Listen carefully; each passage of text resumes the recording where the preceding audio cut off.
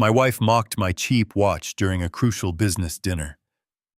I said absolutely nothing and let her finish her little comedy routine. 3 hours later, a billionaire saw that exact timepiece and went completely pale. He demanded to know where I got it.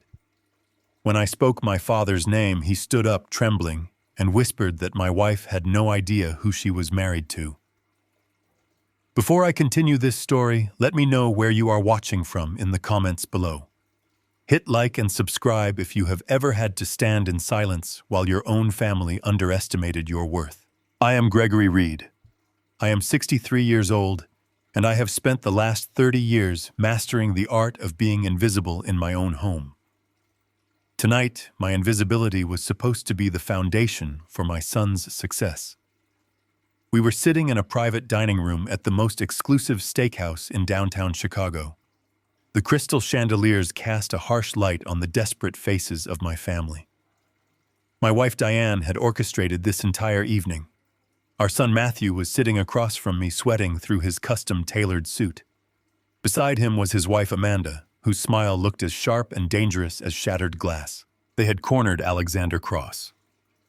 Cross was a notoriously reclusive technology and real estate billionaire who rarely took meetings outside his corporate fortress. Getting him to this dinner had cost Diane every social favor she possessed. The goal was simple. Matthew needed emergency funding. His logistics startup was hemorrhaging money, and a cash injection from Cross was the only thing standing between my son and total bankruptcy. I was only invited to pay the exorbitant bill. Diane had made that painfully clear in the car ride over. She instructed me to sit quietly, eat my food, and let the real men talk business. I had funded Matthew's first 3 business ventures out of my own retirement savings.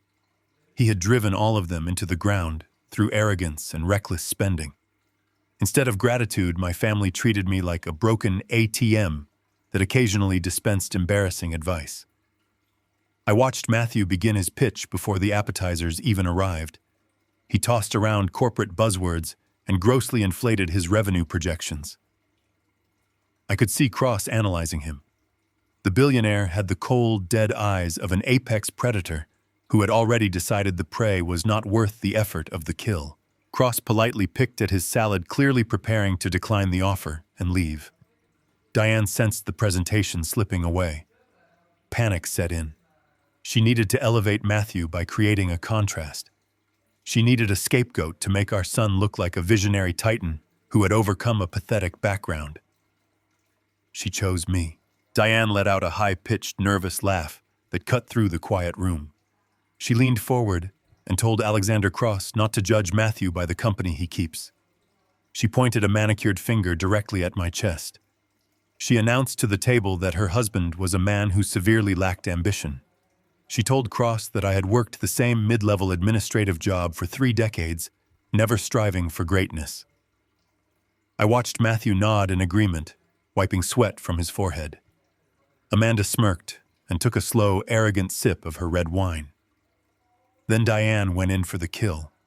She reached across the fine linen tablecloth and aggressively tapped my left wrist. She mocked my watch in front of one of the richest men in the city. It is a faded, unbranded piece of machined steel on a worn leather strap. I have worn it every day since my father passed away. Diane told Cross it was a $20 flea market tragedy. She apologized to the billionaire for my embarrassing lack of taste, claiming it proved exactly why Matthew had to build his logistics empire completely without my guidance. The silence in the room grew incredibly heavy. Matthew chuckled awkwardly and told his mother to leave the old man alone because I simply did not understand the modern financial world. Amanda chimed in, stating that some people are just born to be mediocre and we have to love them anyway. I did not defend myself. I did not raise my voice or show a single shred of anger. Decades of marriage to Diane had taught me that reacting to her venom only fueled her bloated ego. I maintained a calm, neutral expression. I simply reached forward with my left hand to pick up my crystal water goblet. As I extended my arm, the cuff of my tailored jacket pulled back.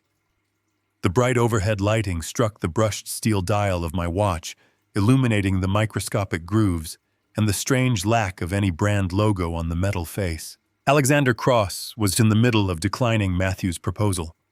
He was politely explaining that the regional transport market was too volatile for his portfolio. Then he stopped mid-sentence. His mouth hung open slightly. His eyes dropped entirely away from Matthew and locked onto my wrist. He leaned across the table, completely ignoring the plates of expensive food. His breathing hitched audibly. He stared at the unbranded watch with an intensity that made the hair on the back of my neck stand up. The confident, untouchable billionaire suddenly looked like a man who had seen a ghost. Diane noticed his dramatic reaction and misinterpreted it entirely. She thought Cross was physically disgusted by my cheap accessory. She started apologizing again, promising that Matthew would never present himself so unprofessionally in a corporate environment. Cross raised a hand, silencing her instantly. He did not look at her. He kept his unblinking gaze fixed on my wrist. He asked Matthew and Amanda to stop talking immediately. The tone of his voice left absolutely no room for debate. It was the heavy, authoritative voice of a man who could destroy their financial lives with a single phone call. Cross sat back in his heavy leather chair. The healthy color had completely drained from his face, leaving him pale and shaken.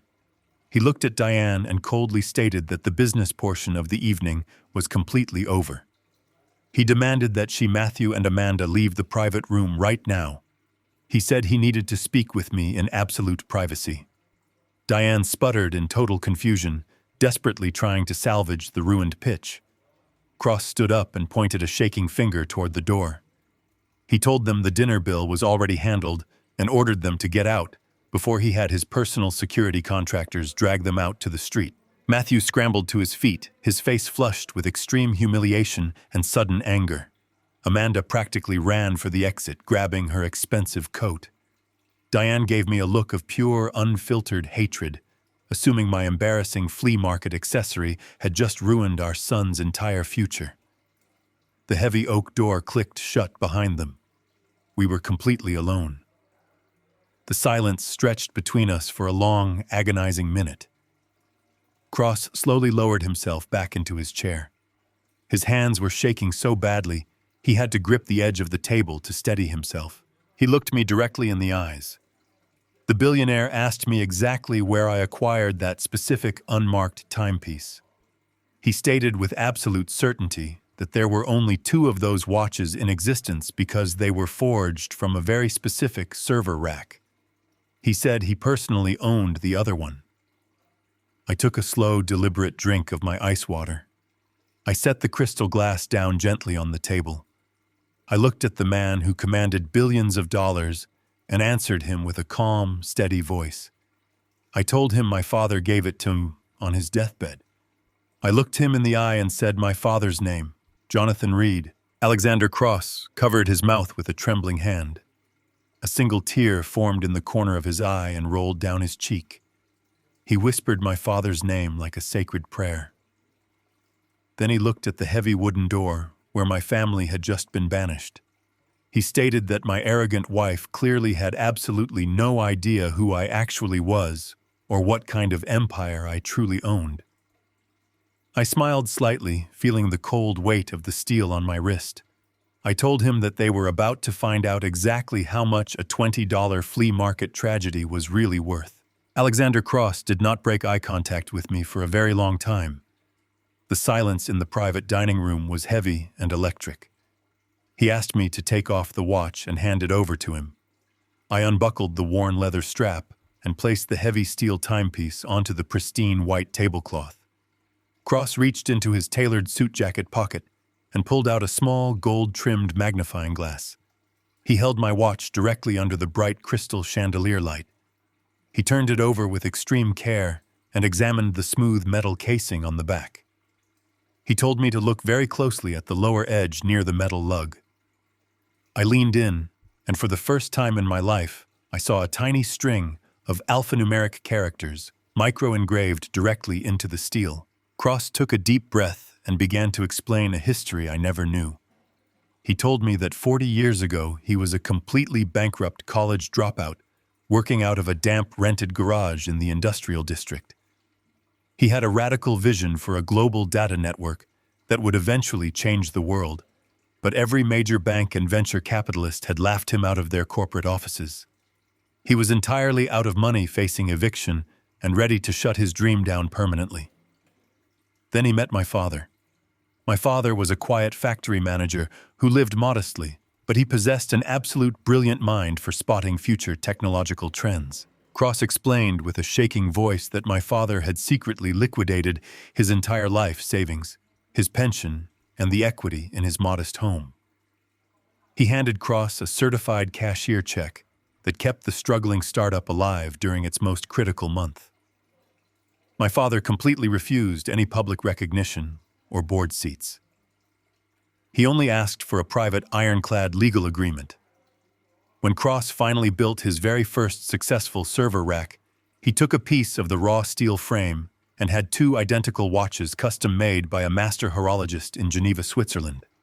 He kept one for himself and gave the other to my father as a symbol of their silent partnership. Cross slid the steel watch back across the table toward me.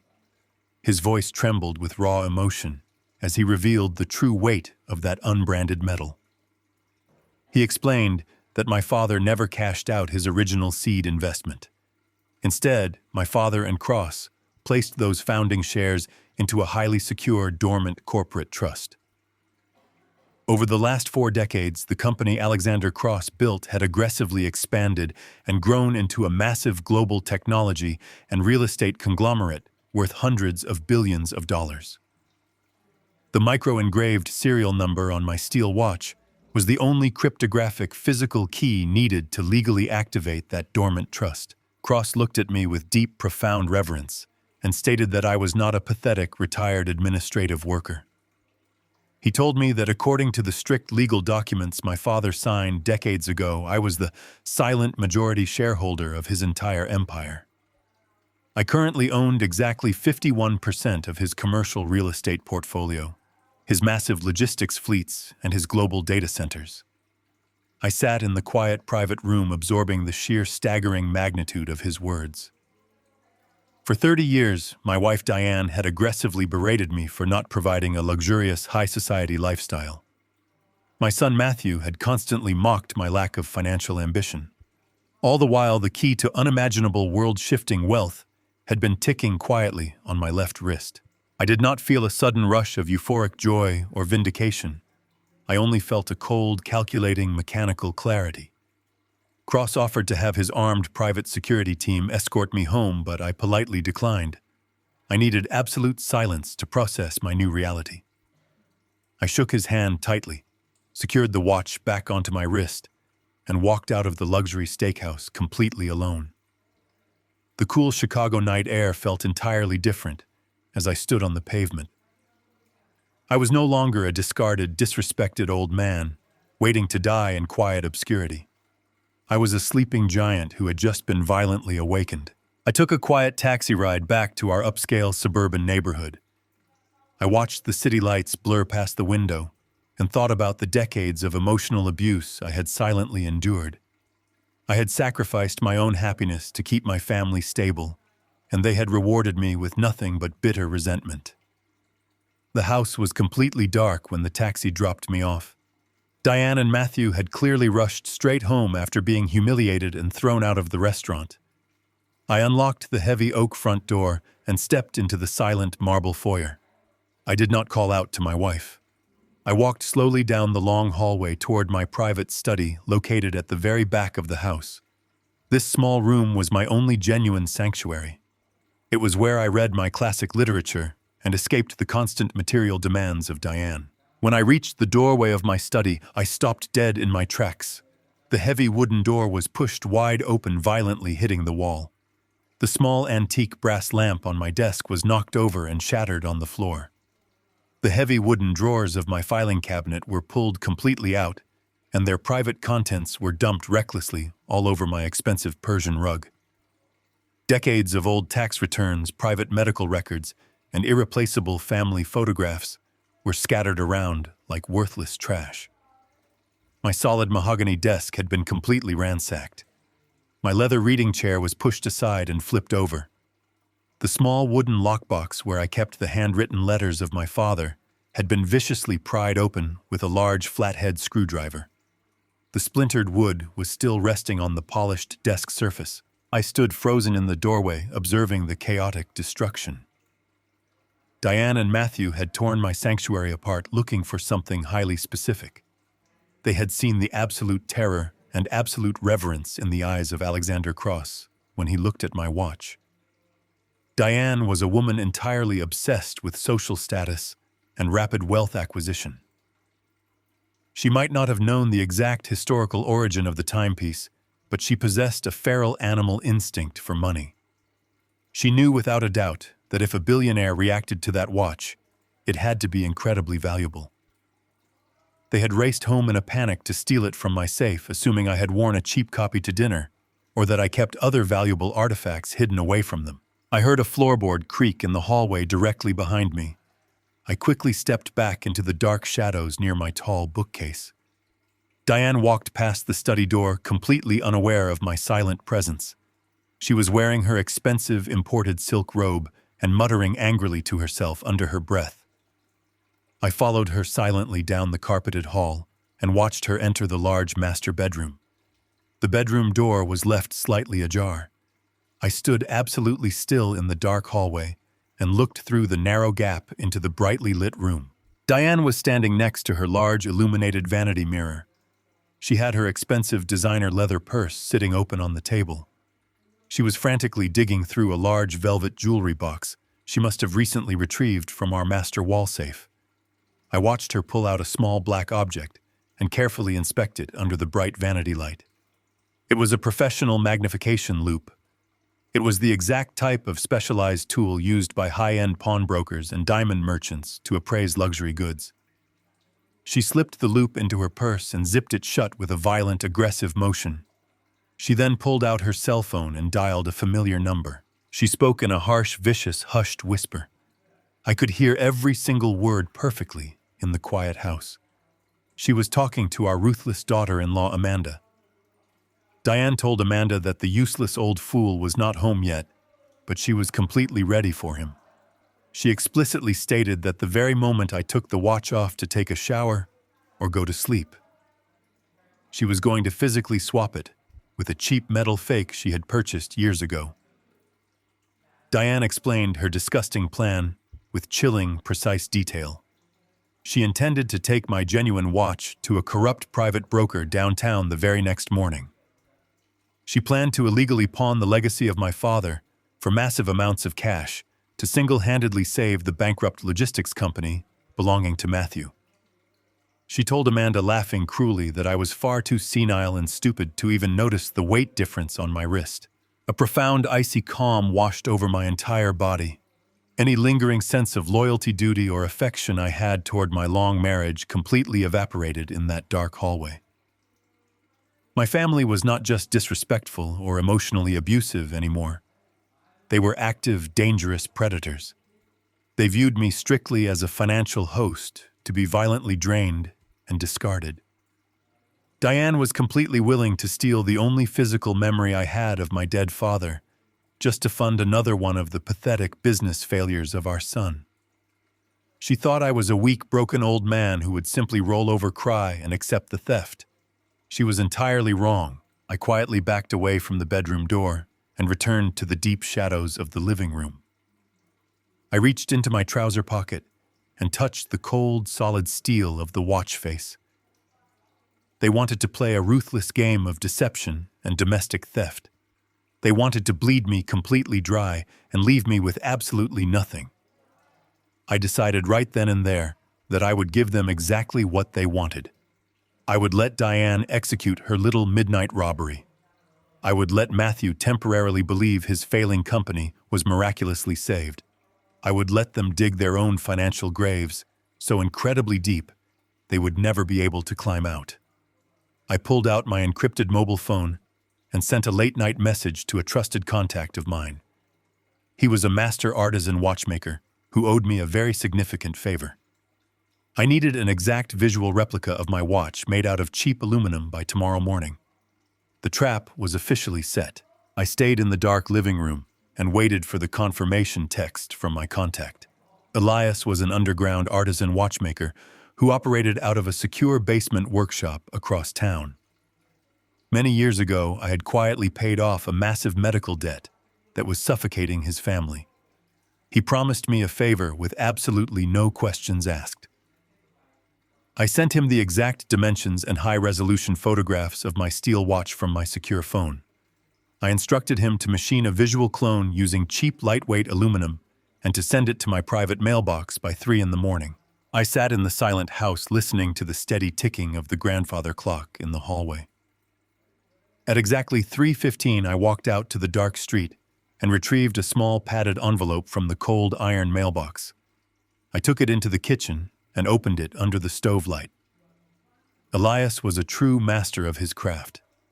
The aluminum replica looked absolutely identical to the priceless watch of my father, right down to the tiny artificial scratches on the metal casing. But it weighed almost nothing. It felt like a hollow, cheap child's toy. I strapped the real steel watch securely around my ankle under my sock. I placed the cheap aluminum fake onto my left wrist. I walked quietly up the stairs and entered the master bedroom. I lay down on my side of the large bed facing the window.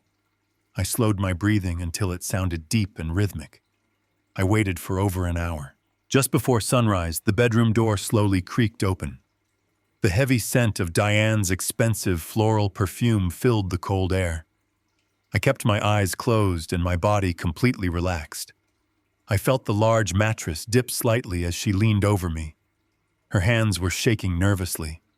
I could feel her cold fingers brushing against my skin as she carefully unbuckled the leather strap of the aluminum replica. She slipped it off my wrist. I heard the faint rustle of her silk robe as she replaced the fake watch with another cheap metal band she had bought years ago just to mask the weight difference on my arm. She quietly backed away and slipped out of the room. She was entirely convinced she had just stolen a priceless billionaire artifact right from under my nose. I lay in the dark and smiled. The sun came up and cast a gray light over the quiet suburban neighborhood.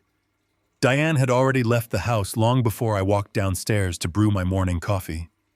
She was undoubtedly racing toward the city to meet her corrupt pawnbroker. I poured a hot cup of dark roast and walked into my study to clean up the chaotic mess she had made the night before. Before I could even begin picking up the scattered files, the front door violently banged open. Heavy footsteps echoed down the marble hallway. Matthew marched straight into my private study without knocking. He was wearing the same wrinkled suit from the disastrous dinner at the steakhouse. His eyes were bloodshot, and his jaw was tightly clenched. He slammed a thick stack of heavy legal documents directly onto the center of my ruined mahogany desk. He did not apologize for the behavior of his mother. He did not ask how my private conversation with Alexander Cross had concluded. His arrogance was so blinding, he had completely rewritten the events of the previous night in his own mind. He confidently declared that Cross was just an eccentric old man playing aggressive mind games to test the strength of the startup company. Matthew completely ignored the fact that Cross had specifically recognized my watch and kicked the family out. He told me he was done waiting for Billionaire charity. He pointed a demanding finger at the thick stack of papers. It was a massive corporate loan guarantee. He had gone to a ruthless private equity firm to secure a $3 million bridge loan to save his failing logistics company. The lenders required a guarantor with solid tangible assets. Matthew demanded that I sign the document right then and there. He wanted to illegally leverage my small retirement pension and the remaining equity in our family home to secure his reckless corporate debt. He crossed his arms and told me it was the absolute least I could do after embarrassing him so profoundly at the steakhouse. I looked at the thick white paper resting on the wood surface. I looked up at my son. There was absolutely no respect in his eyes. There was only a toxic, desperate entitlement. He truly believed I was a weak, pathetic obstacle that existed only to be exploited and drained. I did not raise my voice. I did not attempt to lecture him on financial responsibility. I simply opened my desk drawer and pulled out my heavy gold fountain pen. I uncapped the pen and pulled the contract toward me. Matthew let out a loud, arrogant sigh of relief. He muttered that it was about time I finally did something useful for the family legacy. I smoothed the paper flat and placed the gold nib against the signature line. 30 years ago, I sat in a secure private office with my attorney, Benjamin Wright. Benjamin was a fiercely loyal and razor-sharp legal mind who helped me structure the secret holding companies for the Genesis Trust. During that meeting, we established a highly specific security protocol regarding my legal signature. We filed a sealed injunction in the federal courthouse, stating that any document bearing a specific deviation in my handwriting was automatically legally void because it indicated I was signing under extreme duress or without my genuine consent. I pressed the pen into the paper. I signed my first name perfectly, but when I reached my middle initial, I deliberately used the letter R instead of my actual middle initial H. I then completely omitted the sweeping bottom loop I always used on my last name. It looked like a natural, sloppy signature from an aging man, but legally it was a blaring alarm bell. I slid the signed document back across the desk. Matthew snatched the papers immediately. He did not say thank you. He did not offer a handshake. He simply checked to make sure the ink was dry, shoved the papers into his leather briefcase, and turned his back on me. He marched out of my study and slammed the front door behind him. He was rushing to the bank, completely convinced he had just bullied his weak father into handing over the keys to the kingdom. He had absolutely no idea he was carrying a forged, worthless guarantee that would soon trigger his total destruction. Diane did not waste a single second that morning. She drove straight into the heart of the financial district to a discreet private appraisal office hidden behind an unmarked door. The man she went to see was a notorious underground broker named Vincent. Vincent catered to desperate socialites who needed to liquidate stolen family heirlooms without leaving a paper trail. I knew exactly where she was because I was tracking the GPS location of her luxury vehicle through our shared insurance application.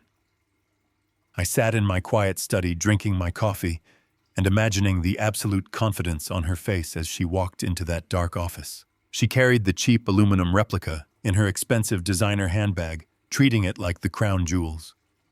I could picture her sliding the watch across the thick glass counter, demanding an immediate cash wire for a life-changing sum of money. Vincent was a man who handled stolen diamonds and smuggled gold on a daily basis. He possessed an eye trained by decades of criminal enterprise. He did not even need his magnifying loupe. He picked up the aluminum fake and immediately felt the pathetic lack of weight. He tapped the cheap metal face against the glass counter, listening to the hollow tinny sound it made. Vincent did not offer her a polite rejection. He erupted into a cruel, booming laugh. He asked Diane if she thought he was running a charity for gullible housewives. He tossed the aluminum replica right back at her chest. It bounced off her expensive silk blouse and clattered onto the dirty floor. He told her it was a worthless piece of scrap metal machined by an amateur. He insulted her intelligence and ordered his heavy security guard to escort her out of the building. Diane scrambled to pick up the fake watch from the floor, her face burning with profound humiliation. She was physically pushed out the door onto the busy city sidewalk. She marched back to her car, shaking with uncontrolled rage. She was entirely convinced that I had intentionally set a trap just to spite her. She believed I had swapped the real watch the night before because I wanted to embarrass her in front of a dangerous man. She slammed the car door and immediately dialed her phone. What Diane completely failed to realize was that our entire family mobile plan was securely registered under my name. Many years ago, I had installed a comprehensive network diagnostic tool on my personal tablet to monitor the data usage of Matthew when he was a teenager. I never deleted the application. When her call connected, a small green light blinked on my tablet screen, sitting right on my desk. I pressed a single button, and the audio of her private conversation filled my quiet study. She had called our ruthless daughter-in-law Amanda. Diane was hyperventilating as she explained the absolute disaster at the appraisal office. She screamed that the miserable old man had played a trick on her. She told Amanda that I must have known the true value of the watch all along, and that I was actively hiding a billionaire fortune from my own family. Amanda did not offer any emotional support. Her voice came through the tablet speaker sounding cold, calculating, and completely devoid of human empathy. Amanda told Diane to stop crying and start thinking like a predator. Amanda reasoned that a man of my age would never carry a genuinely priceless artifact in his pocket. She deduced that I must have immediately driven to my local bank the previous night and secured the real steel watch inside my private safety deposit box. Diane whined that she did not have the keys or the legal authority to access my private bank vault. Amanda let out a dark, sinister chuckle.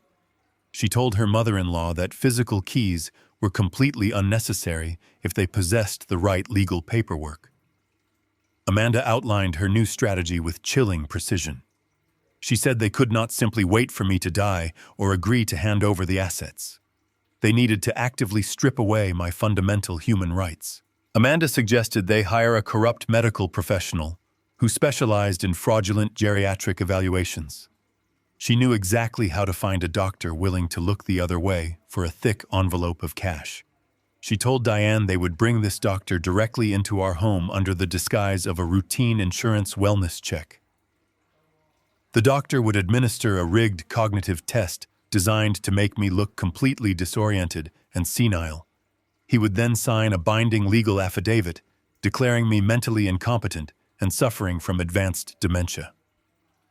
Amanda explained that with that specific medical document, Diane would be granted immediate temporary conservatorship over my entire life. She would gain total unchecked legal access to my checking accounts, my retirement pension, and most importantly, my private safety deposit box at the bank. Diane stopped crying completely. I listened as her breathing steadied. She praised Amanda, calling her brilliant and ruthless. They spent the next 20 minutes cheerfully discussing exactly how they would divide the money once they seized the watch. They talked about buying a new summer home and expanding the logistics company completely, ignoring the fact that they were actively plotting to erase my legal existence. They spoke about me as if I were already dead and buried. They ended the call, promising to arrange the fake medical evaluation for the very next afternoon. The audio feed cut out, leaving my study in total silence. I stared at the blank screen of my tablet. A lesser man might have panicked or immediately called the police. But I knew the police would do absolutely nothing about a recorded phone call plotting a future crime. I needed them to actually execute their illegal plan. I needed them to confidently step right into a federal trap they could never escape. I reached for my encrypted mobile phone and composed a highly secure message to my attorney, Benjamin Wright. Benjamin was currently sitting in his downtown corporate office, completely unaware that my family had just escalated their greed into a massive criminal conspiracy. I typed out the message with slow, deliberate keystrokes. I told Benjamin that the quiet waiting period was officially over. I instructed him to immediately initiate the legal unsealing of the Genesis Trust. I ordered him to contact Alexander Cross and formally activate my position as the majority shareholder of the conglomerate. I then typed a second paragraph outlining the incoming medical fraud. I warned Benjamin that my wife and daughter-in-law were currently hiring a corrupt physician to declare me legally incompetent by tomorrow afternoon. I told my lawyer to prepare the absolute maximum legal countermeasures. Benjamin replied less than 60 seconds later. His message contained only 3 words stating that the protocol was active. I set the phone down on the polished mahogany wood. I looked out the window at the manicured front lawn of the house I had paid for, with decades of silent labor. My family thought they were incredibly clever. They thought they were circling a wounded animal, completely unaware that they were actually walking straight into the jaws of a financial leviathan. I walked into the kitchen and calmly poured myself another cup of dark coffee. I had exactly 24 hours to prepare for the performance of my entire life. I was going to let them bring their fake doctor into my home. I was going to play the role of the broken, confused old man perfectly. And then I was going to absolutely destroy them. The following afternoon arrived with a heavy, suffocating silence in the house. Diane was behaving with an unnatural, sickening sweetness.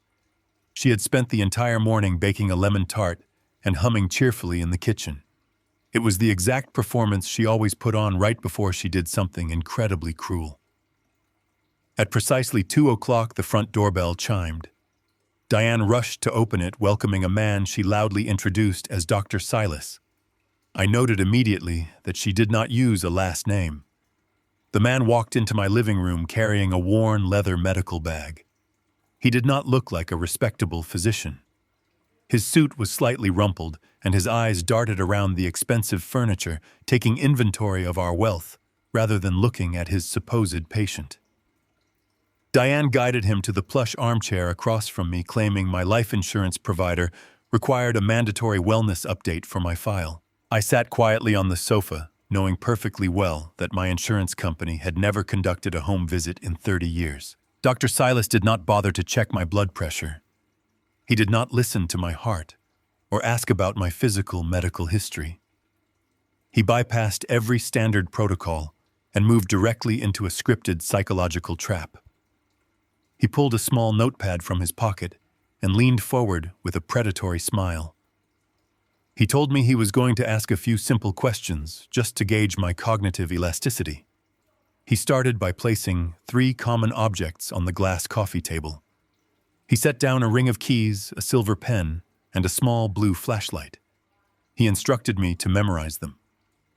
I looked at the objects and then looked directly into his eyes. I could see the greed hiding behind his fake professional demeanor. Amanda had clearly paid him a very lucrative bribe to ensure I failed this assessment. He began asking me to count backward from 100 by sevens. I performed the math perfectly in my head, but I intentionally stumbled out loud. I paused after 86, pretending to lose my train of thought, and looked around the room with a manufactured expression of deep confusion. Dr. Silas scribbled frantically on his notepad. Diane stood by the fireplace, pretending to look incredibly worried, while her hands gripped her silk scarf in pure anticipation. The doctor then asked me to state the current day of the week and the current year. I knew exactly what day it was. I knew exactly how many hours had passed since I discovered their plot. But I allowed my shoulders to slump slightly. I let my hands develop a very faint nervous tremor. I looked at the floor and confidently stated a year that was nearly a decade in the past. I then called the blue flashlight a hairbrush when asked to recall the 3 items on the table. The performance was subtle but devastatingly effective. I was mimicking the exact early-stage symptoms I had researched extensively years ago when my own mother grew ill. Dr. Silas let out a heavy, dramatic sigh. He clicked his pen shut and looked up at Diane with a rehearsed expression of deep medical sympathy. He announced verbally that I was exhibiting clear, undeniable markers of moderate to severe cognitive decline. He claimed it was dangerous for me to continue managing my own affairs without immediate intervention. Diane brought her hands to her face, producing a flawless fake sob. She asked the doctor what she needed to do to protect her beloved husband. Silas reached into his leather bag and produced a thick stack of official legal documents. It was a pre-drafted medical affidavit of cognitive impairment. He did not recommend a hospital visit or a brain scan. He simply signed his name on the dotted line, stamping it with a medical seal. He handed the document directly to Diane, stating that this paperwork would grant her emergency temporary conservatorship over my finances and medical decisions. Diane thanked him profusely and escorted him out the front door. I remained seated on the sofa, listening to the heavy wooden door click shut. The absolute second the lock engaged, the fake tears completely vanished from the face of my wife.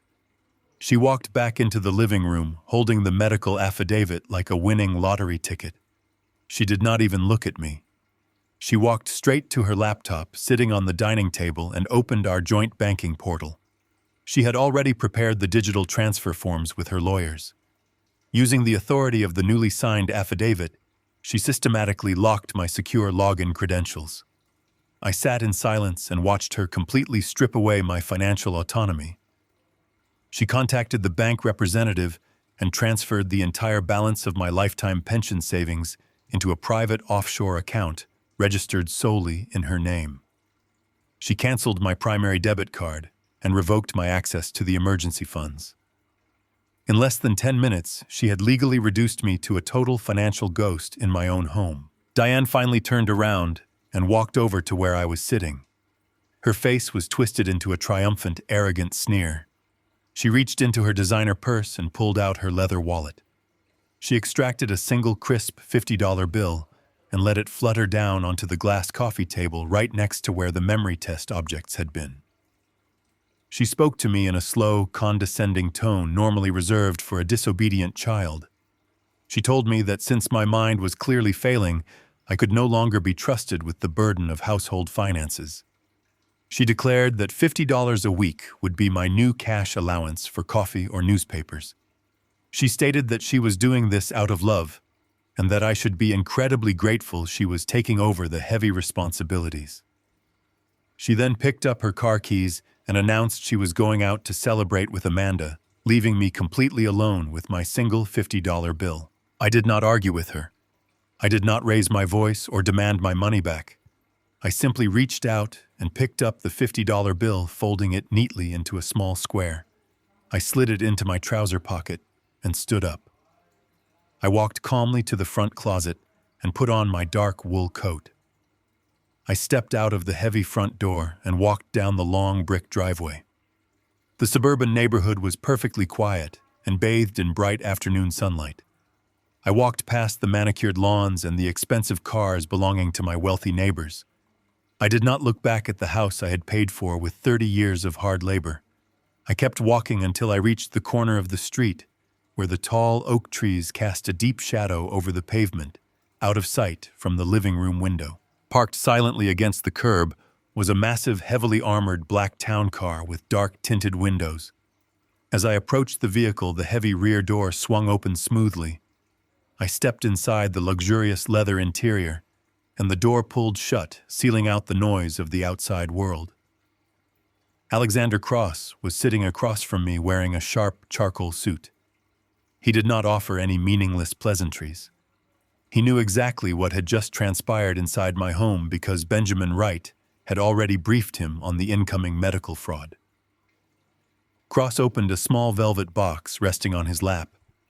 Inside the box was a heavy, solid metal corporate credit card.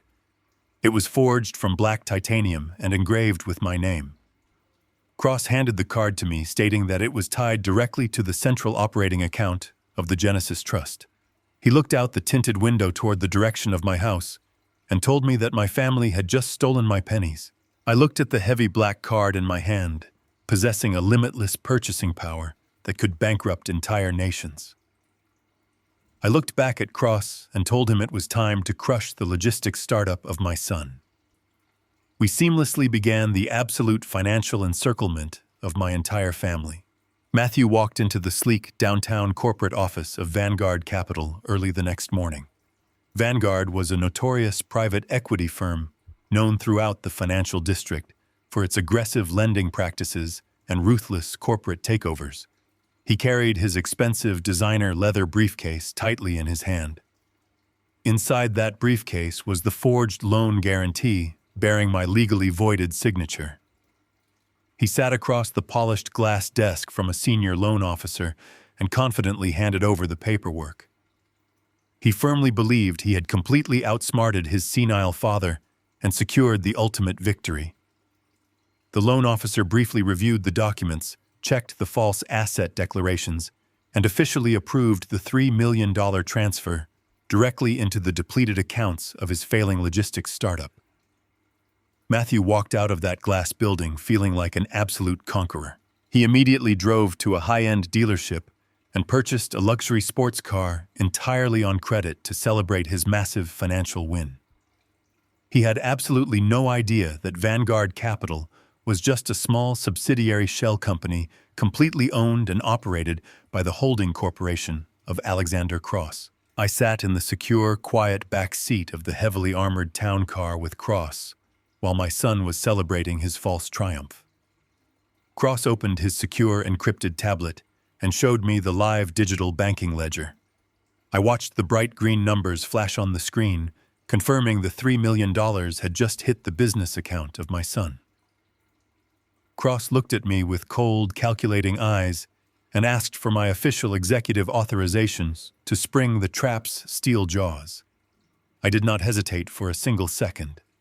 I gave him a firm nod. Cross picked up his secure phone and made a brief, quiet call to the senior executive partners at Vanguard Capital. He instructed them to execute an immediate aggressive forensic audit of the logistics startup, using a standard hidden clause buried deep within the fine print of the loan agreement. The financial auditors did not even need a full hour to uncover the catastrophic lies. Matthew had severely inflated his quarterly revenue projections to secure the bridge loan. He had completely fabricated long-term shipping contracts and lied blatantly about his operational overhead costs. This deliberate financial deception constituted a massive legal breach of contract. By early the next morning, the arrogant celebration of my son came to a violent and sudden end. A bonded legal courier arrived at his corporate office and handed him a thick, heavy red folder. It was an official notice of default and a 48-hour demand letter.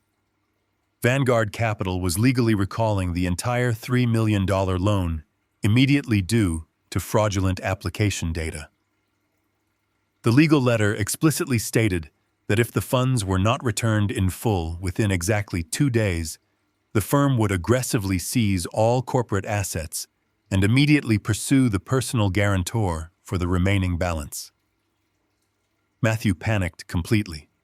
He tried to call the senior loan officer, but his phone number was suddenly blocked.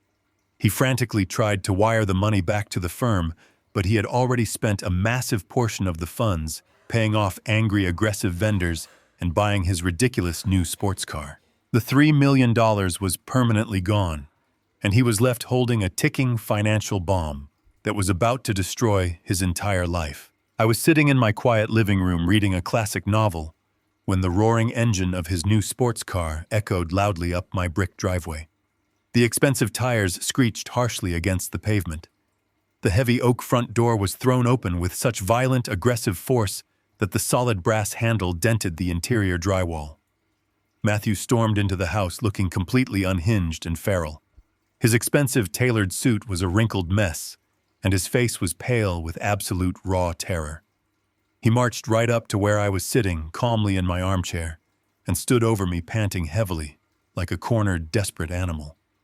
He screamed at the top of his lungs that Vanguard Capital was trying to completely destroy his life. He told me they had abruptly called in the massive loan and were actively threatening to seize everything he owned by the end of the week. He did not ask for my fatherly advice or offer a single word of apology for his reckless criminal behavior. He simply demanded that I fix his massive, catastrophic mistake. He pointed a shaking, aggressive finger right at my face and ordered me to immediately contact a premium real estate broker. He demanded that I sell the family home we were standing in by the end of the month. He claimed the remaining equity in the large house was the absolute only thing that could cover the $3 million corporate debt and save him from a lengthy federal prison sentence. I slowly looked up at him from my book. I kept my voice perfectly calm, flat, and entirely devoid of any parental warmth. I told him very simply that I would not sell the house. I stated with absolute clarity that his ongoing business failures were his own personal responsibility, and that I would never sacrifice my only remaining physical asset to pay for his deliberate financial fraud. Matthew stared down at me in pure, absolute disbelief. His mother had thoroughly convinced him that I was a senile, broken old man who could easily be pushed around and bullied into submission. My cold, absolute refusal shattered his desperate, fragile reality into a million pieces. His immense fear instantly transformed into a blind, violent rage. He aggressively grabbed the heavy antique glass lamp resting on the side table next to me and hurled it violently across the large room. It shattered into 1,000 jagged pieces against the solid brick fireplace. He leaned down until his sweating face was only inches from mine. I could clearly smell the stale, expensive alcohol on his breath from his premature celebration the night before. He curled his hands into tight, aggressive fists, completely losing any remaining shred of human decency. He told me in a low, trembling, sinister whisper that I was going to sign the property transfer papers whether I wanted to or not. He explicitly threatened to drag me down to the bank by my gray hair if he had to. He stated with pure malice that he and Amanda would return to the house that very night and physically force me to open my private safe to surrender every single valuable item I had hidden away. He promised to physically break my bones if I resisted their demands. He abruptly turned around and stormed right out of the house, leaving the dented front door open to the cold outside air. He peeled out of the driveway, leaving dark tire marks on the pavement. He truly thought his violent physical intimidation would force me into total, terrified submission. He assumed I would sit in the ruined living room crying and waiting for him to return. He did not realize his overt physical threat had just given me the absolute perfect legal justification to execute the next devastating phase of my plan. I reached into my pocket and pulled out my phone to call my attorney, Benjamin Wright. It was time to completely remove the very ground my family was standing on. I watched the taillights of his ruined luxury sports car disappear completely down the dark suburban street. The massive house fell perfectly silent again. I did not waste a single second feeling sorry for myself or mourning the permanent loss of my son. The time for parental forgiveness had completely passed the moment he threatened me with physical violence. I walked up the grand oak staircase for the very last time in my life. I entered the large master bedroom and pulled a single small leather duffel bag from the very back of the dark closet.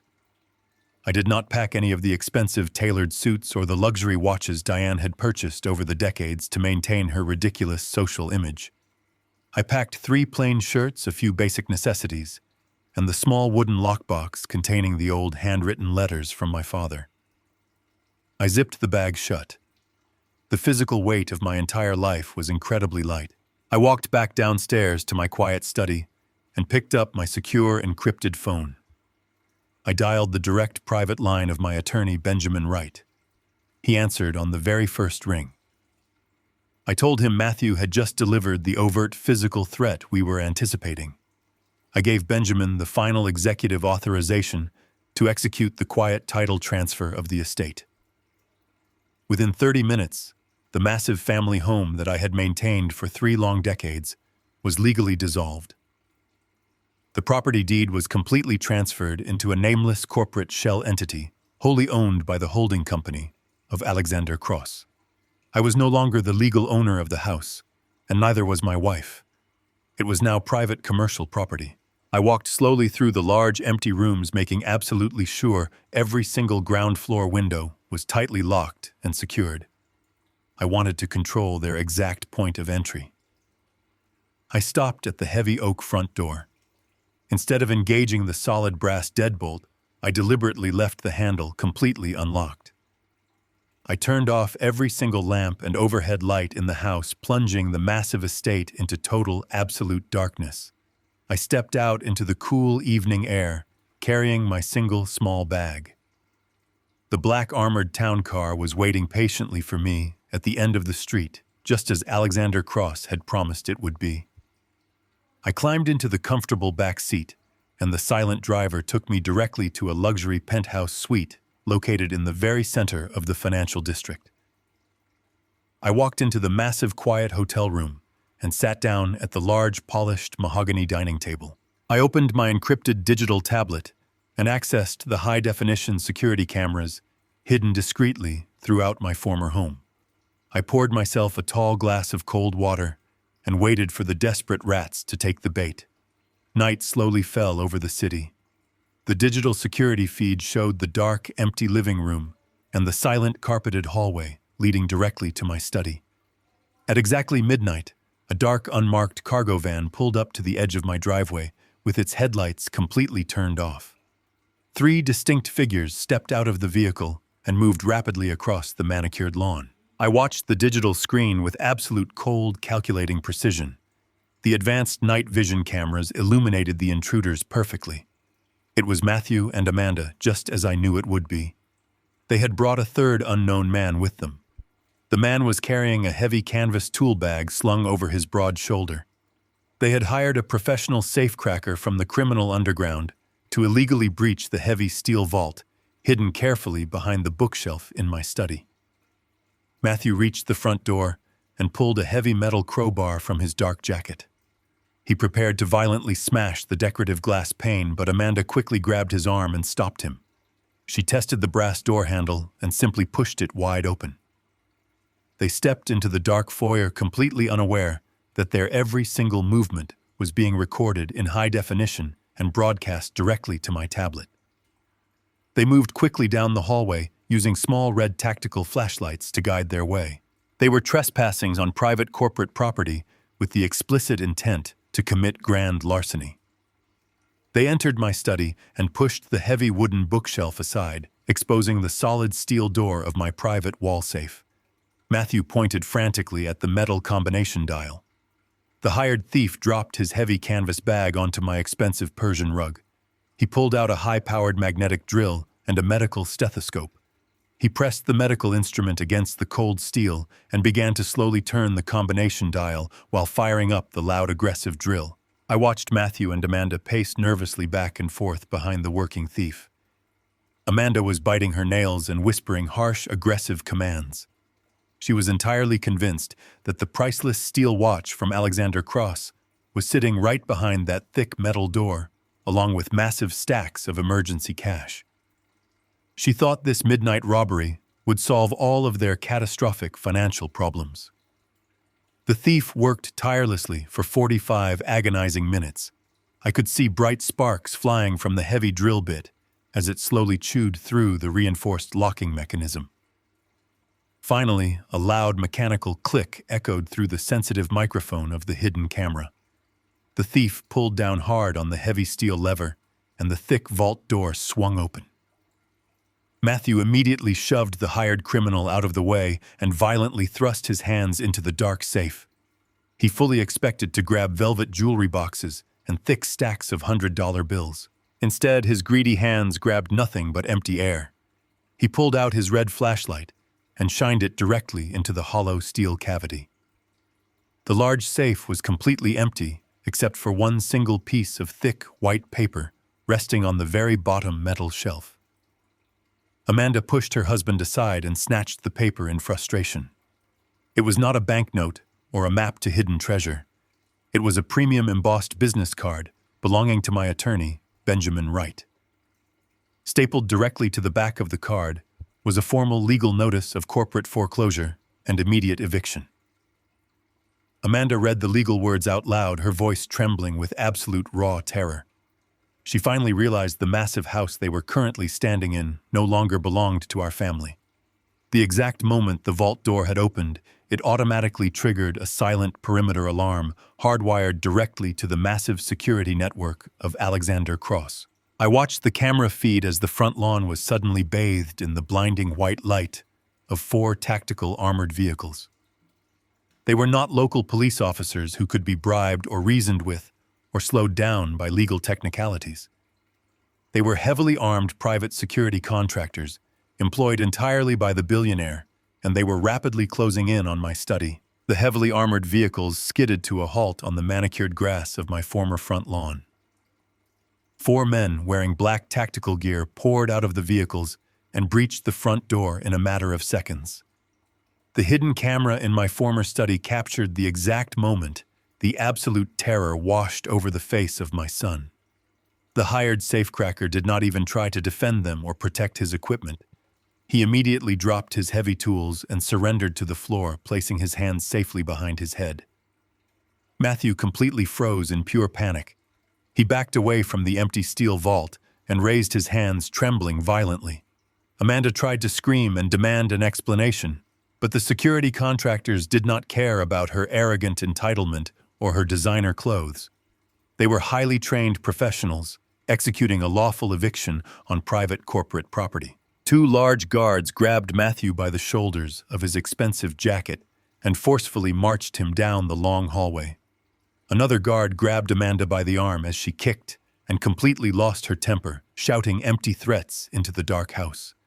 They dragged them right out the front door and threw them roughly onto the cold, hard pavement of the street. The heavy oak door slammed shut behind them, and the brass deadbolt locked with a loud metallic echo. The exterior perimeter lights shut off automatically, plunging the two of them back into total darkness. Matthew sat on the cold concrete curb and buried his face in his hands.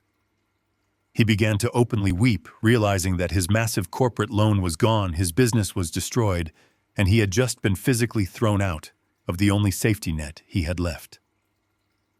But Amanda did not cry. Her profound humiliation rapidly morphed into a toxic, desperate rage. She refused to accept that they had been completely outsmarted by the man she considered to be a senile old fool. She began to aggressively pace up and down the brick driveway, looking for any possible angle to exploit or any clue to explain the sudden arrival of corporate security. I watched her every move through the exterior security cameras from my quiet hotel suite. She walked over to the large municipal garbage bins sitting near the edge of the property. When I had cleaned out my study the previous night, I had thrown away several boxes of old useless papers and random clutter. Amanda ripped the heavy plastic lid off the bin and began tearing through the garbage like a starving feral animal. She ripped open tied plastic bags and scattered old tax documents across the damp grass. She was completely desperate for any shred of information regarding my sudden disappearance or the location of the missing steel watch. Suddenly, she stopped moving entirely. She reached down into a pile of torn papers and pulled out a small, faded photograph. It was an old picture taken over 30 years ago. It showed me and a much younger Alexander Cross standing outside his very first industrial warehouse, shaking hands and smiling. I had kept it simply as a quiet, personal memory, but to the twisted, desperate mind of Amanda, it was the ultimate weapon. I watched her wipe the dirt off the glossy paper under the pale moonlight. Her eyes widened with absolute malicious joy. She did not connect the logical dots and realize I was a founding partner of a massive global empire. Her brain was entirely poisoned by greed and corruption. She looked at the old photograph and mistakenly deduced that I possessed a dark, damaging secret about the famous billionaire. She assumed I had been quietly blackmailing Alexander Cross with the unbranded steel watch for decades. She formulated an incredibly reckless theory that Cross had finally grown tired of my extortion and had orchestrated the sudden corporate takeover of our family home to completely silence me. She firmly believed Cross was actively exploiting a mentally incompetent senior citizen to protect his massive public image. Amanda shoved the dirty photograph into her expensive coat pocket. She looked down at her crying husband with absolute disgust and told him to stop whining like a beaten child. She declared that she had just found the ultimate leverage to completely erase his $3 million debt. She abandoned Matthew sitting alone on the dark curb and immediately called a taxi. She was going straight to the top. She had decided to entirely bypass her supposedly senile father-in-law and personally hijack the blackmail scheme she had completely invented in her own head. Early the next morning, I was sitting comfortably in the top-floor executive suite of the Cross Holdings skyscraper. I was drinking a cup of hot green tea when the private telephone on the heavy wooden desk began to ring. It was the head of corporate security working down in the main glass lobby. He informed Alexander Cross that a very angry and highly unhinged woman named Amanda was currently standing at the front reception desk, causing a massive public scene. She was loudly threatening to call every major financial news outlet in the city. She claimed she possessed undeniable physical evidence of Alexander Cross actively extorting a vulnerable senior citizen suffering from advanced dementia. Cross looked across the polished desk at me and raised a questioning eyebrow. I took a slow sip of my tea and gave him a single quiet nod. Cross instructed the security chief to issue her a temporary visitor badge and escort her directly up to conference room number 4. He told the armed guards to be exceptionally polite and to offer her a cold glass of water. We were going to give her absolute total comfort so she would feel incredibly confident when she finally tightened the legal noose around her own neck. Conference room 4 was not a standard corporate meeting area. It was a highly secure, specialized environment designed strictly for sensitive corporate negotiations. The walls were completely soundproofed to prevent any outside interference. Hidden seamlessly within the expensive wooden paneling and the ceiling fixtures were multiple high-definition cameras and military-grade audio recording microphones. Every single whisper spoken inside that room was instantly digitized and backed up to secure off-site servers. I walked into the adjoining observation room and watched the live video feed on a large flat-screen monitor. Amanda strutted into the conference room, looking completely arrogant and victorious. She sat down at the head of the massive, polished wooden table, acting as if she already owned the entire skyscraper.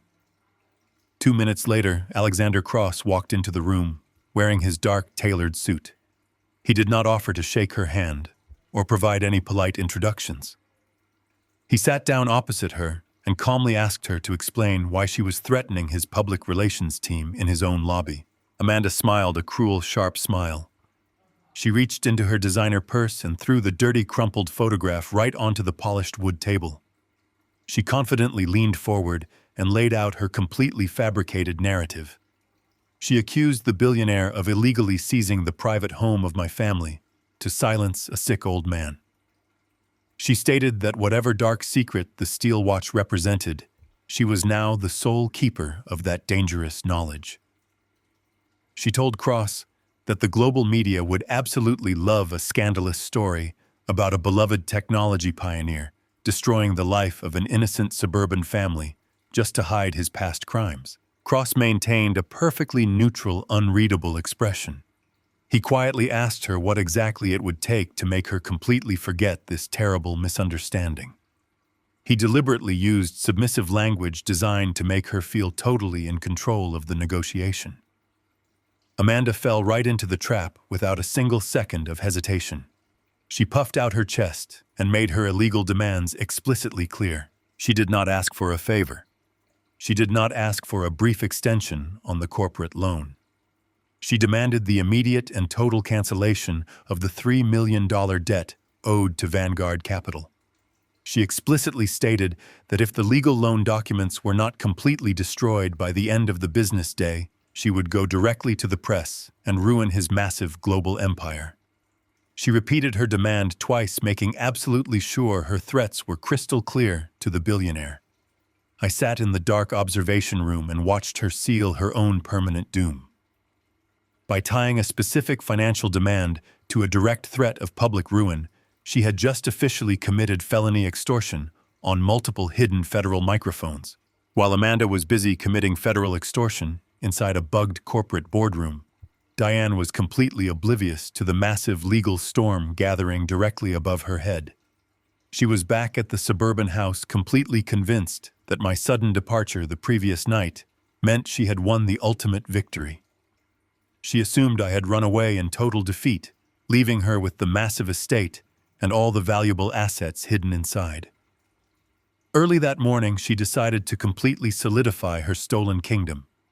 She hired a private residential locksmith to come to the property and systematically replace every single deadbolt and handle on the exterior doors.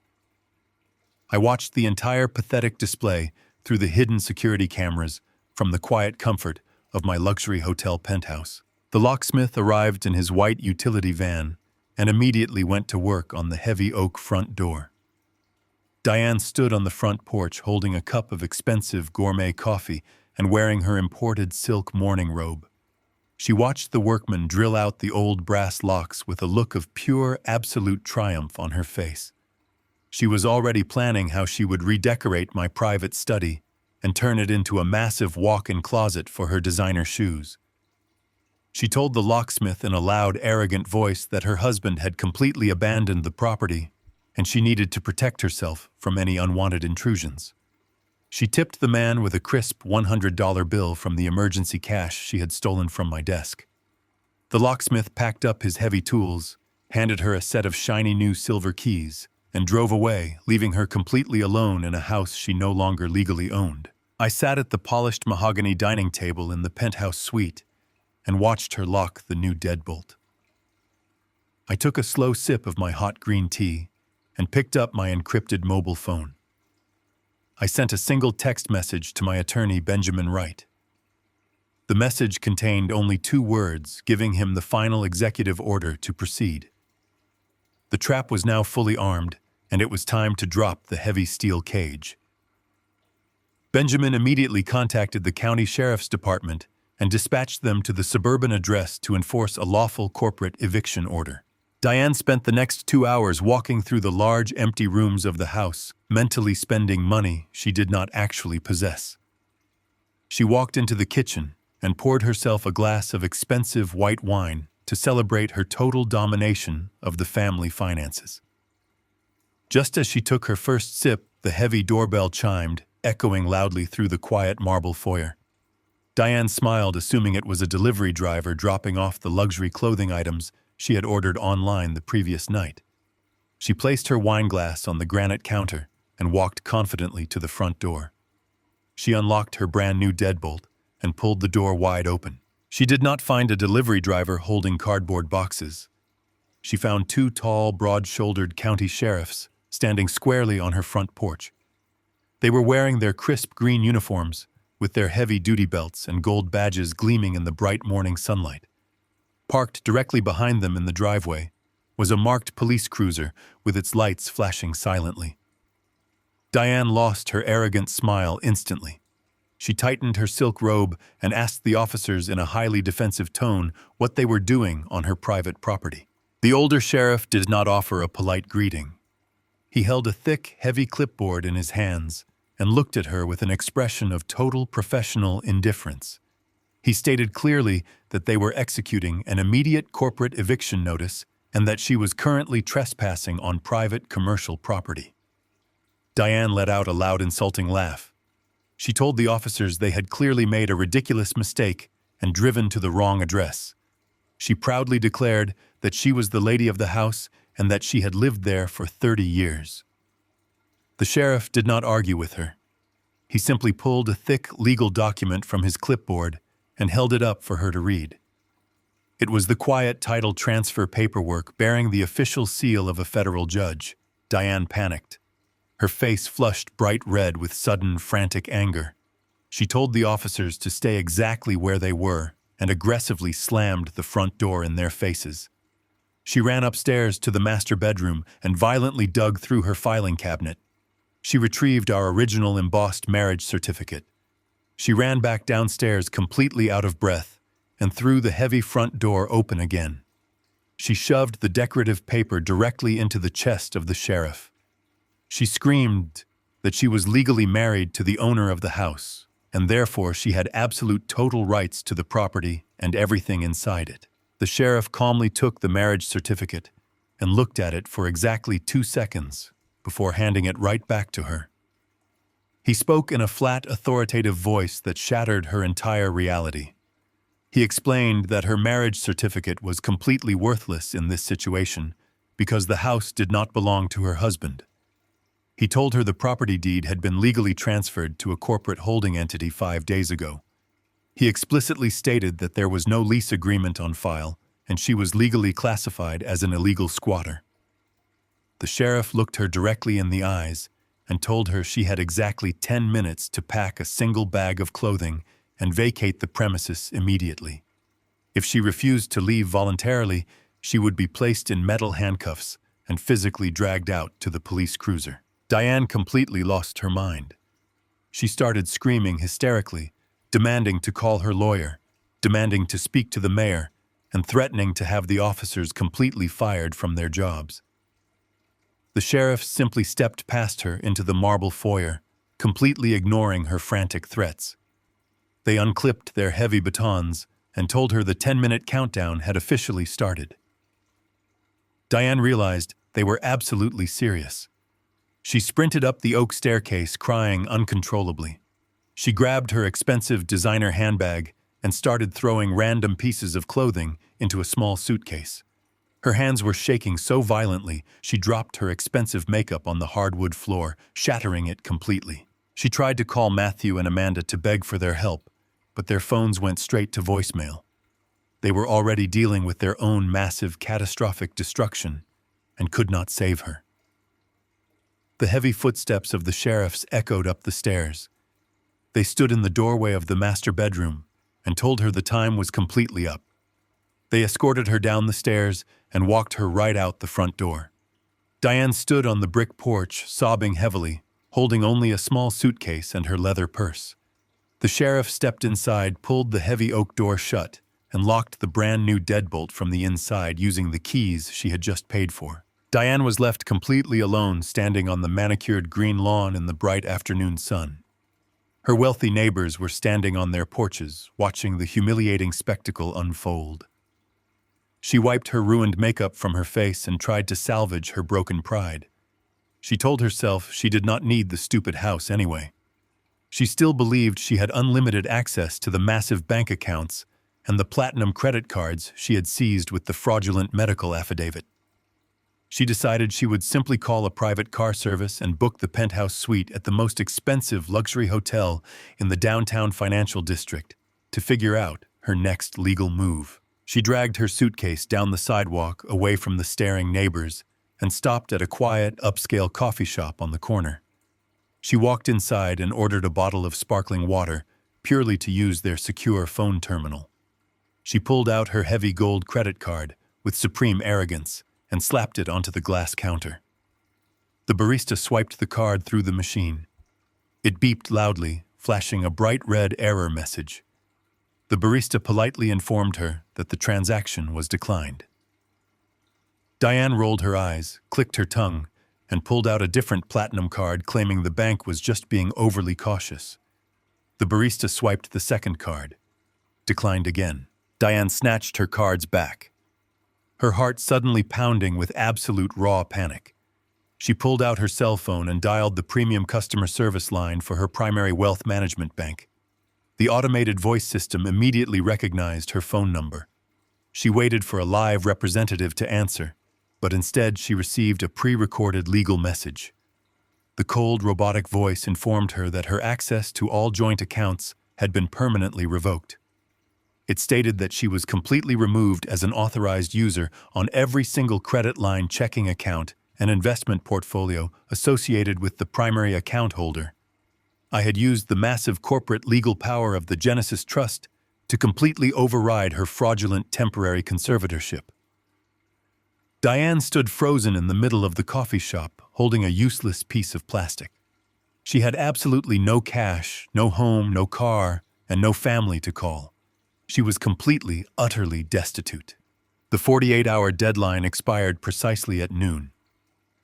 Matthew was sitting behind the large glass desk in his logistics startup office, frantically making phone calls to potential investors who were completely ignoring his desperate pleas. He did not hear the elevator doors open at the end of the hall. He only looked up when three incredibly large men wearing dark, unbranded suits walked directly into his private office. They were the collection specialists from Vanguard Capital. They did not carry briefcases or politely ask his secretary to schedule a meeting. They operated with the ruthless, cold efficiency of a military strike team. The lead specialist calmly walked over to the wall and disconnected the main office phone network, while the other two men bypassed the security firewalls and began physically removing computer hard drives, placing them into secure metal lockboxes. Matthew jumped out of his expensive leather chair, his face turning pale with absolute shock. He demanded to know what they were doing in his building. The lead specialist did not raise his voice or offer any emotional reaction. He simply handed Matthew a single sheet of heavy legal paper. It was a court-authorized corporate seizure warrant. Vanguard Capital was taking immediate physical possession of the entire company to satisfy the breached $3 million loan. Matthew watched in total horror as his loyal employees were ordered to step away from their desks and leave the building immediately without packing their personal belongings. He ran out of his office and sprinted down the hallway to the large floor-to-ceiling window overlooking the massive warehouse lot below. A fleet of heavy commercial tow trucks was already swarming the property, systematically hitching up his expensive delivery vehicles and dragging them away. His entire supply chain was being dismantled right in front of his eyes. When Matthew ran down to the ground floor parking garage, hoping to at least escape the humiliating scene, he found his brand new luxury sports car already loaded onto a flatbed truck. The collection specialists followed him down to the garage. They physically escorted him off the commercial property, leaving him standing alone on the busy city sidewalk, with nothing but his empty leather briefcase and a canceled keycard. His logistics empire had been completely liquidated in less than 40 minutes. A rational man would have realized his own fraudulent actions had caused this absolute destruction. But Matthew possessed the exact same toxic delusion as his mother. He refused to accept any personal accountability for his massive failures. He convinced himself that the sudden aggressive recall of the massive loan was entirely my fault. He genuinely believed I had somehow purposefully sabotaged the financial paperwork just to ruin his life and embarrass him. He hailed a passing taxi and rode straight to the Central Police Precinct located in the downtown financial district. He marched up to the front reception desk, looking completely unhinged, his expensive suit wrinkled and stained with sweat. He demanded to speak with a senior financial crimes detective immediately. Matthew filed a formal criminal complaint against his own father. He sat in a sterile, cold interrogation room and told the police a completely fabricated story. He claimed his father had maliciously destroyed a multi-million-dollar corporate contract out of pure spite. He stated that I had intentionally botched the legal signature on his loan guarantee, causing the private equity firm to panic suspect fraud and aggressively seize his company. He pounded his fists on the metal table and aggressively demanded that the police issue an immediate arrest warrant for me. He wanted to see me dragged out of my home in handcuffs, completely unaware that I no longer lived there and that the house belonged to a corporation. The police are legally obligated to investigate formal claims of massive financial sabotage, especially when millions of dollars are involved. 2 days later, a senior detective contacted my mobile phone requesting a formal recorded interview regarding the Vanguard Capital loan guarantee. I did not meet the detective in a dingy, loud police station. I instructed him to come to the towering glass skyscraper where my attorney Benjamin Wright maintained his exclusive corporate offices. The detective arrived expecting to find a nervous, confused old man ready to confess to a petty family dispute. Instead, he was escorted by armed security into a massive mahogany boardroom, where I was sitting calmly next to one of the most ruthless legal minds in the city. I was wearing a bespoke suit, and the priceless steel watch of Alexander Cross rested quietly on my wrist. The detective sat down, placed a photocopy of the loan guarantee on the polished table, and pointed directly at my signature. He asked me in a stern, professional tone if I had intentionally altered my handwriting to invalidate the document and sabotage the business of my son. I looked at the detective with a perfectly calm expression. I did not deny signing the piece of paper. I simply nodded my head and took a sip of my water. Benjamin Wright then opened a heavy leather folder resting on the table and handed the detective a certified copy of a sealed federal injunction. The document was filed in the federal courthouse more than 30 years ago. Benjamin calmly explained the precise legal mechanics of my duress signature to the stunned police officer. He detailed exactly how the incorrect middle initial and the missing bottom loop on my last name were legally registered as an automatic distress signal. He explained that this protocol was established to protect my hidden wealth from extortion, rendering any associated document instantly null and void the moment the ink dried. The senior detective looked at the federal paperwork in complete silence, reading the precise legal definitions. He was a seasoned investigator who had spent decades unraveling complex corporate crimes and domestic disputes. He realized instantly that my signature was not an act of malicious financial sabotage. It was a highly sophisticated, fully legal self-defense mechanism. To absolutely verify the claim, the police department brought in a state-certified forensic handwriting analyst the very next morning. The analyst spent several hours examining the original ink on the loan documents provided by Vanguard Capital. The forensic report came back entirely conclusive. The signature on the loan guarantee perfectly matched the precise deviations outlined in the 30-year-old federal injunction. The legal implications of this singular discovery completely reversed the entire trajectory of the police investigation in a matter of seconds. I was officially recognized by the authorities as a vulnerable victim who had signed a financial document under extreme duress and physical threat. Matthew, on the other hand, had knowingly taken that legally voided, unverified document and submitted it to a major financial institution to secure a massive $3 million transfer. By legally defining the signature as an act of duress, the police recognized that Matthew had used a forged, unauthorized instrument to deceive a bank. He had completely incriminated himself by filing the police report and handing the authorities the exact physical evidence they needed to build a case against him. The senior detective closed his notepad, thanked us for our total cooperation, and walked out of the boardroom. Matthew had walked into that police precinct as a bitter, angry debtor looking for petty revenge against his father. Thanks to his own staggering arrogance and utter lack of foresight, he had just transformed himself into the primary suspect in a massive felony bank fraud investigation. The federal prosecutors were already drafting his arrest warrants. The grand ballroom of the Cross Holdings corporate tower was a fortress of absolute staggering wealth. I stood silently in the dark wings of the massive main stage, completely hidden behind a heavy black velvet curtain. The cavernous room was filled with hundreds of the most powerful and influential financial figures in the country. Waiters in white coats carried trays of expensive champagne past tables adorned with towering floral arrangements. I was wearing a perfectly fitted bespoke tuxedo that Alexander Cross had personally ordered for me. The expensive fabric rested lightly on my shoulders, but the true weight of my power was strapped securely to my left wrist.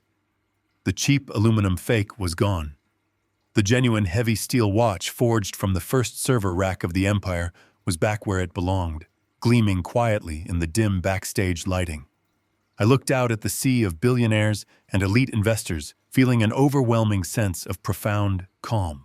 I was no longer the invisible, ignored father. I was the apex predator waiting patiently to step into the light. Suddenly, a violent, aggressive commotion near the heavy brass entrance doors caught my attention. The perfectly orchestrated elegance of the gala was violently disrupted by three individuals pushing their way past the velvet ropes. It was Diane, Matthew, and Amanda. The sight of them was absolutely pathetic. They had been completely homeless for 3 days. They had no access to cash, no credit cards, and nowhere to hide. Matthew was wearing the exact same suit he had worn when Vanguard Capital seized his entire company. It was heavily wrinkled and stained with sweat. His eyes darted around the room with intense feral paranoia. He knew the federal police were actively hunting him for felony bank fraud, and he jumped at every sudden movement. Diane looked like a completely broken shell of her former self.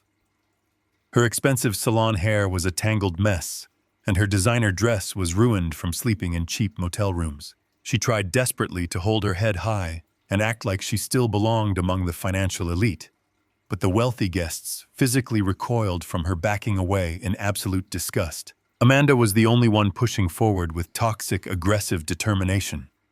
She was clutching her designer purse tightly against her chest. Inside that purse was the old faded photograph of me and Cross. She was still entirely consumed by her massive delusion. She firmly believed she held the ultimate blackmail material to destroy the billionaire. They had managed to infiltrate the highly secure charity event by using an old VIP paper invitation Diane had saved from the previous year when Matthew was still pretending to be a successful executive. They had slipped past the distracted outer security checkpoint just before the digital system recognized their names as banned individuals. Their desperate criminal plan was incredibly simple and entirely reckless. They intended to march right up to the main stage and publicly confront Alexander Cross in front of his most important investors. Amanda planned to scream her fabricated extortion story to the crowd, completely convinced that the billionaire would immediately panic and write them a massive blank check just to avoid a catastrophic public relations scandal. They thought a massive public scene was their final ticket to salvation. I watched them shove their way through the crowd of horrified billionaires. A security contractor reached out to grab Matthew by the shoulder, but Alexander Cross, standing near the edge of the stage, made a very subtle hand gesture. He ordered his security team to completely stand down and let the three desperate rats walk directly into the center of the trap. Cross wanted them to be as close to the stage as possible. He wanted them to have a front row seat to their own absolute destruction. Matthew, Amanda, and Diane reached the front of the stage, breathing heavily and glaring up at the empty podium. Amanda crossed her arms and smiled a sick, twisted smile, completely unaware that she had already committed felony extortion on hidden federal microphones the day before. She thought she was holding a loaded gun. She did not realize she was already standing on the gallows. The heavy lights in the massive ballroom slowly dimmed. A single bright white spotlight hit the center of the stage. The chaotic murmur of the crowd instantly fell into a heavy, respectful silence. Alexander Cross walked out from the opposite side of the stage. He moved with the slow, deliberate confidence of a man who owned the entire world. He approached the sleek glass podium and adjusted the microphone. Amanda immediately stepped forward, opening her mouth to scream her ridiculous demands. But Cross did not even look down at her. He began to speak, and his deep, booming voice echoed through the massive speaker system, completely drowning out her pathetic attempt to interrupt. Cross welcomed the elite investors to the annual charity gala. He acknowledged the swirling financial rumors that had dominated the corporate news cycle for the past week. Many of the executives in the room firmly believed that Cross was planning to announce his official retirement tonight and step down as the head of the global conglomerate. Cross gripped the edges of the podium and let out a short, genuine laugh. He told the silent crowd that he was not retiring. He stated that the empire was actually entering a massive new phase of aggressive global expansion. But he explained that he was no longer going to lead that expansion entirely alone. He looked out over the sea of faces and began to tell the story of his origins. He spoke about the damp, rented garage and the absolute desperate poverty he faced 40 years ago. He told the crowd about the silent, brilliant investor who had secretly funded his entire dream without ever asking for public recognition.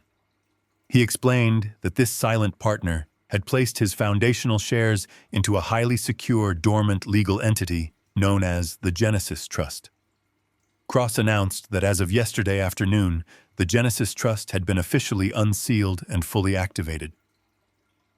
A collective gasp rippled through the massive ballroom. The smartest financial minds in the world instantly realized what that meant. It meant that Alexander Cross was no longer the sole ultimate authority of the company. Diane, Matthew, and Amanda stood at the bottom of the stage looking completely confused. Their small, greedy minds could not comprehend the massive macroeconomic shift happening right in front of them. Amanda clutched her purse, waiting for the right moment to scream about the old photograph. But that moment never came. Cross took a step back from the glass podium. He looked directly toward the dark velvet curtain where I was standing in the shadows. He announced to the entire world that the time for silence was finally over. He introduced the new permanent majority shareholder and the absolute undisputed chairman of the board for Cross Holdings. He did not say a fake name.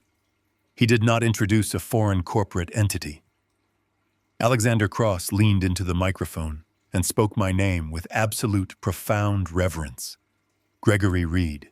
The heavy black velvet curtain was pulled back by two unseen stagehands. The bright stage lights instantly flooded my vision. I stepped out from the shadows and walked slowly toward the center of the stage. I let my left arm swing naturally at my side, allowing the bright overhead spotlights to catch the flawless brushed steel of my watch.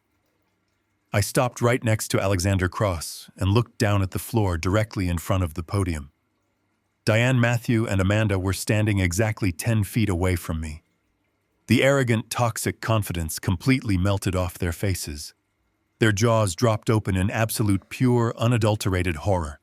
The entire ballroom erupted into deafening applause, but my family stood completely frozen, trapped in a silent, suffocating nightmare of their own making. The applause rolled through the massive ballroom like a physical wave of force. Hundreds of the most powerful financial titans in the world were standing on their feet, clapping for me. I walked across the polished stage with a slow, steady rhythm. I did not look at the elite investors or the flashing cameras of the corporate press. I kept my eyes locked entirely on the three people standing at the base of the platform. Diane looked as if she had just been physically struck by a heavy freight train. All the blood completely drained from her face, leaving her pale and violently trembling. She stared at the brushed steel watch gleaming under the bright stage lights. In that single agonizing second, her entire reality shattered. I could see the exact moment her mind flashed back to the private dining room at the steakhouse. She finally understood that her petty, cruel arrogance had caused her to violently throw away the keys to a global empire. She had mocked a $20 flea market tragedy without realizing she was mocking the absolute foundation of a multi-billion-dollar conglomerate. She clutched her ruined designer dress and looked like she was about to collapse right there on the expensive carpet. Amanda was completely paralyzed. Her hands gripped her leather purse so tightly her knuckles were entirely white. The confident extortionist from the bugged boardroom was completely gone, replaced by a terrified woman who suddenly realized she had tried to blackmail the wrong man. Alexander Cross stepped back and respectfully handed the heavy gold microphone directly to me. I wrapped my fingers around the cool metal. I did not immediately speak. I let the applause naturally die down until the massive ballroom was so incredibly quiet you could hear a pin drop. I stood at the edge of the stage looking down at my son. Matthew was staring up at me with his mouth hanging open. His brain was violently rejecting the visual information in front of him.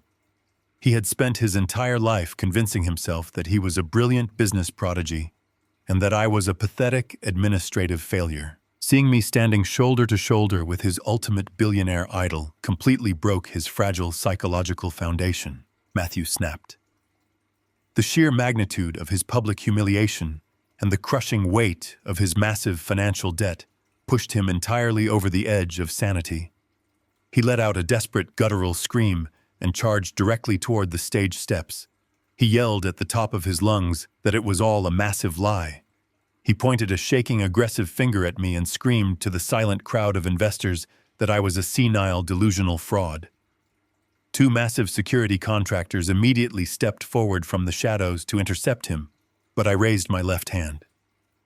I gave the security team a very clear visual signal to stand down.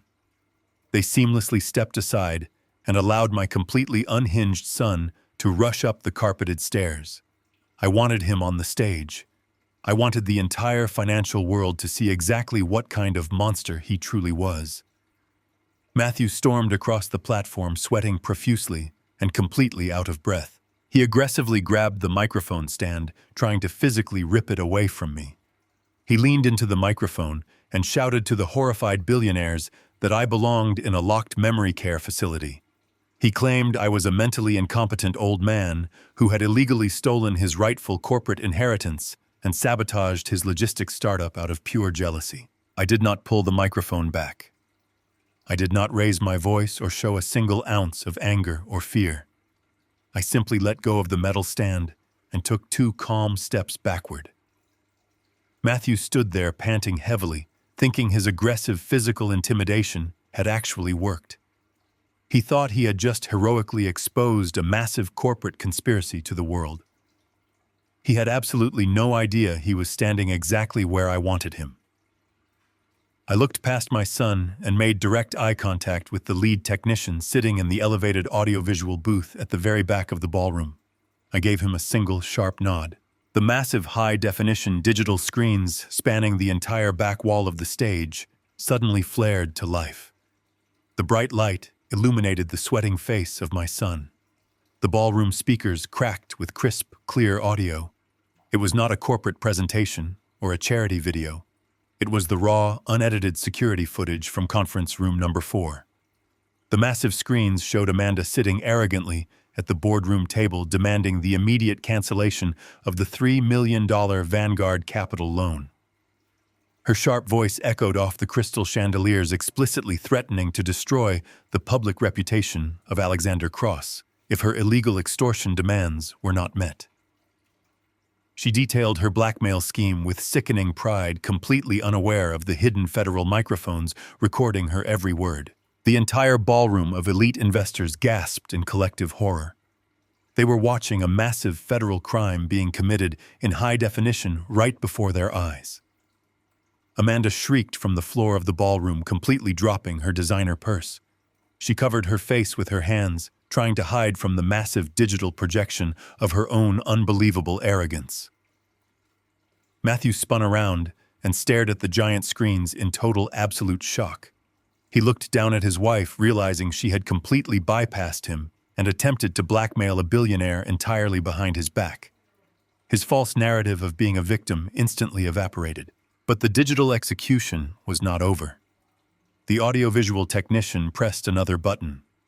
The boardroom extortion footage vanished and was instantly replaced by a massive high-resolution scan of a legal document.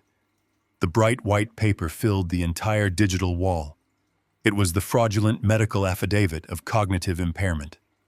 The digital camera slowly zoomed in on the fake medical diagnosis outlining my supposed severe dementia.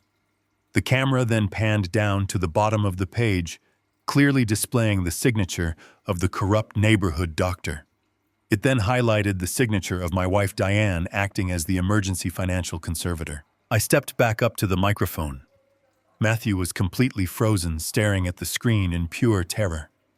I spoke in a calm, cold voice that cut through the massive room like a sharpened steel blade. I explained to the silent crowd that the woman crying at the bottom of the stage had hired a criminal physician to illegally strip away my fundamental human rights, just so she could empty my private bank accounts. I pointed directly at Matthew, shivering helplessly on the stage, and stated that he had used my forged signature to commit massive felony bank fraud against Vanguard Capital to fund his failed lifestyle. I laid their entire criminal conspiracy bare under the blinding spotlight. The elite investors stared at my family with absolute pure disgust. There were no murmurs of sympathy or confusion. There was only the cold, hard reality of their crimes broadcast to the most powerful people in the city. I looked down at Diane, Amanda, and Matthew, knowing they had absolutely nowhere to run and nowhere to hide. The massive digital screens finally faded to black, leaving the grand ballroom in a state of absolute, suffocating silence. Not a single person in the crowd of elite investors dared to cough or whisper or even shift their weight. They simply stared at the three people trembling at the bottom of the stage with a profound, collective disgust. I looked down at my son. His chest was heaving, and tears of pure terror were streaming down his pale face. I lifted the heavy gold microphone back to my mouth.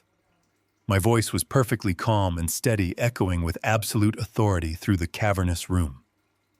I announced that as the new majority shareholder of Cross Holdings, I had a fiduciary duty to eliminate corporate liabilities.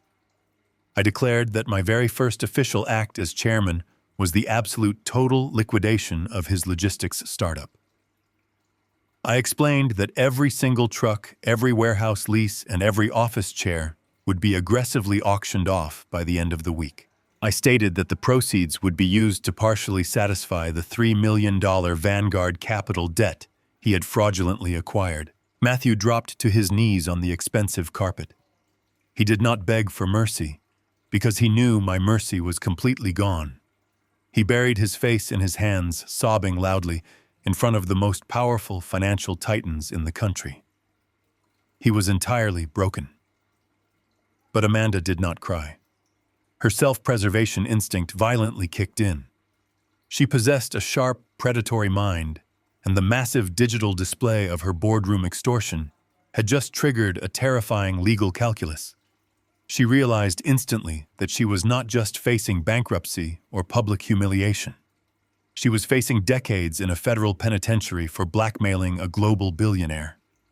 The cold, hard reality of federal prison completely shattered her arrogant facade.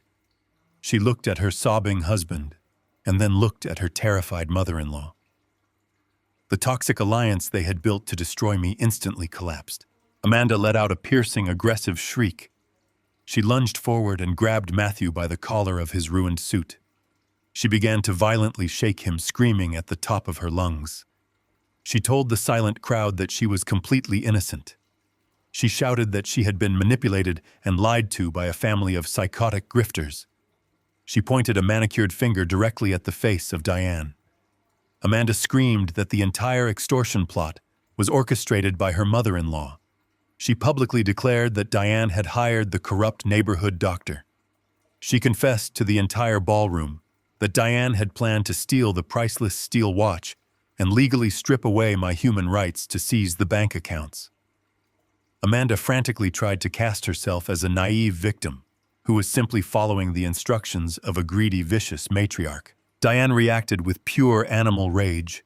She lunged at Amanda, slapping her violently across the face. Diane screamed that Amanda was a lying, ungrateful parasite who had poisoned the mind of her son. The two women began to physically fight in the middle of the elegant ballroom, tearing at their expensive clothing and pulling hair. Matthew stayed on his knees, sobbing helplessly, while his wife and his mother destroyed each other over the ashes of their criminal conspiracy. The elite investors backed away in complete horror, forming a wide circle around the violent, pathetic spectacle. It was the ultimate manifestation of their true nature. Take away their stolen money and their false social status, and they were nothing but feral animals fighting over scraps. I stood on the stage and watched the disgusting brawl without a single ounce of pity.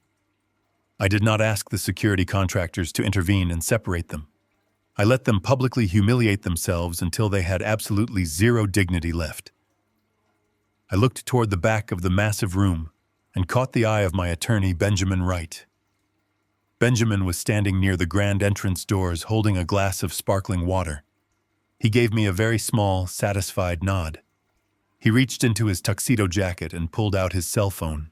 Benjamin had not simply attended the gala to watch my ascension. He had personally curated the guest list for this specific evening. Among the crowd of elite investors and corporate executives were several highly distinguished guests wearing bespoke tuxedos and evening gowns. They had been silently mingling, enjoying the expensive champagne and watching the entire night unfold. At the exact moment Benjamin put his phone back into his pocket, 12 of these guests simultaneously stepped out of the crowd.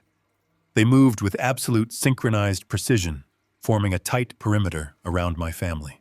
They were not private security guards or local police officers. They were senior agents from the Federal Bureau of Investigation. They pulled out their heavy gold badges and let them hang from silver chains around their necks. The lead federal agent stepped directly between the two fighting women. He grabbed the wrists of Diane and forcefully twisted her arms behind her back. Another agent grabbed Amanda, pinning her against a cocktail table. A third agent pulled Matthew up from the floor by the back of his collar. The sharp metallic clicking of heavy steel handcuffs echoed loudly over the absolute silence of the crowd. The lead agent spoke in a loud, clear voice, reciting their Miranda rights. He officially informed Matthew that he was under arrest for felony bank fraud and the use of forged financial instruments across state lines. He looked at Amanda and stated she was being detained for massive corporate extortion and blackmail. Finally, he turned to Diane, who was violently sobbing and struggling against the steel cuffs. He told her she was being charged with elder abuse, criminal conspiracy, and medical fraud. He informed her that the corrupt neighborhood Dr. Silas was already sitting in a federal interrogation room, actively testifying against her in exchange for a lighter sentence. Diane stopped struggling entirely. Her legs gave out completely, and the two federal agents had to physically hold her upright. She looked up at the main stage one final time. Her expensive makeup was ruined. Her silk dress was torn, and her hands were securely bound in cold steel. She saw me standing next to Alexander Cross, the absolute undisputed master of the empire she had tried to steal. She finally realized that her greed had not only cost her the massive corporate fortune, but it had permanently cost her her freedom. The agents forcefully marched all three of them toward the heavy brass exit doors. The crowd of billionaires parted seamlessly, allowing the disgraced criminals to be dragged out of the bright ballroom and into the dark reality of the federal justice system. The heavy wooden doors slammed shut behind them, echoing with a final, absolute finality. The massive tumor had been cleanly surgically removed. The heavy brass exit doors of the grand ballroom were less than 50 feet away. The federal agents were forcefully marching my disgraced family toward the absolute end of their privileged lives. The crowd of elite investors remained perfectly silent, watching the humiliating procession with cold, calculated indifference. Just as the lead agent reached out to push the massive doors open, Diane suddenly stopped walking. She planted her expensive designer heels firmly into the thick carpet and violently twisted her entire body to the left. The sudden, desperate movement caught the federal agent completely off guard. The silk sleeve of her torn dress slipped right through his heavy grasp. Diane broke entirely free from the tight perimeter. She did not run toward the exit to escape. She turned around and sprinted frantically back toward the illuminated main stage where I was standing next to Alexander Cross. Her frantic footsteps echoed loudly across the cavernous room. Two federal agents instantly drew their heavy black batons and started to chase after her, but I raised my right hand slightly. I gave the lead agent a calm, deliberate look. I wanted to see exactly what her desperate, broken mind was going to try next. The agents slowed their pace, forming a loose half-circle behind her, allowing her to reach the bottom of the wooden steps. Diane did not attempt to run up the stairs to attack me. She collapsed completely. She fell hard onto her knees, right at the edge of the polished platform. The heavy steel handcuffs binding her wrists clattered loudly against the wooden floorboards. She looked up at me, and the visual contrast was absolutely staggering. For 30 long years, she had meticulously crafted a flawless social image of supreme wealth and untouchable elegance. Now she was kneeling on the floor, in a ruined dress, her expensive makeup streaming down her face in dark, ugly streaks, her hair a tangled, chaotic mess. She began to weep. It was not the fake, manipulative crying she had used for decades to guilt me into paying off the massive credit card debts of our son. These were genuine tears of absolute raw terror. The cold reality of federal prison had finally shattered her massive, toxic ego. She tilted her head back and looked at me with wide, desperate eyes. She began to beg for her life in front of 1,000 silent billionaires. She called out my name, her voice cracking and trembling with pure, pathetic desperation. She begged me to look at her not as the powerful new chairman of Cross Holdings, but as the woman she had been when we married more than 3 decades ago. Diane started weaponizing our shared history, trying to find a weak, emotional crack in my armor. She spoke about our very first small apartment and the cheap dinners we used to share before she became entirely corrupted by greed. She sobbed heavily, claiming that every single cruel thing she had ever done was only because she was terrified of losing our family status. She tried to completely rewrite the dark history of our marriage right there on the floor. She screamed that she had always loved me deeply, and that she was only trying to protect my future when she hired the corrupt doctor. She actually tried to convince the silent crowd that stealing my bank accounts and stripping away my human rights was a twisted act of profound marital devotion. She begged me to tell the federal agents that this was all just a massive, terrible misunderstanding. She pleaded with me to use my new, unlimited billionaire power to drop the criminal charges and let her go home quietly. I stood at the edge of the stage looking down at the kneeling woman. The elite investors in the crowd held their collective breath, waiting to see what I would do. They were wondering if the old man had a soft heart. They were wondering if 30 years of marriage would blind me to the absolute monstrous betrayal she had orchestrated. I stared into her weeping eyes, and I searched my own soul for even a single drop of pity or sorrow. I found absolutely nothing. The well of my forgiveness had run completely dry the exact moment she handed that fake doctor an envelope of cash to erase my legal existence. I did not feel anger or rage or vindication. I only felt the cold, precise efficiency of a surgeon looking at a malignant tumor that had finally been entirely removed from the healthy host. I did not bend down to comfort her.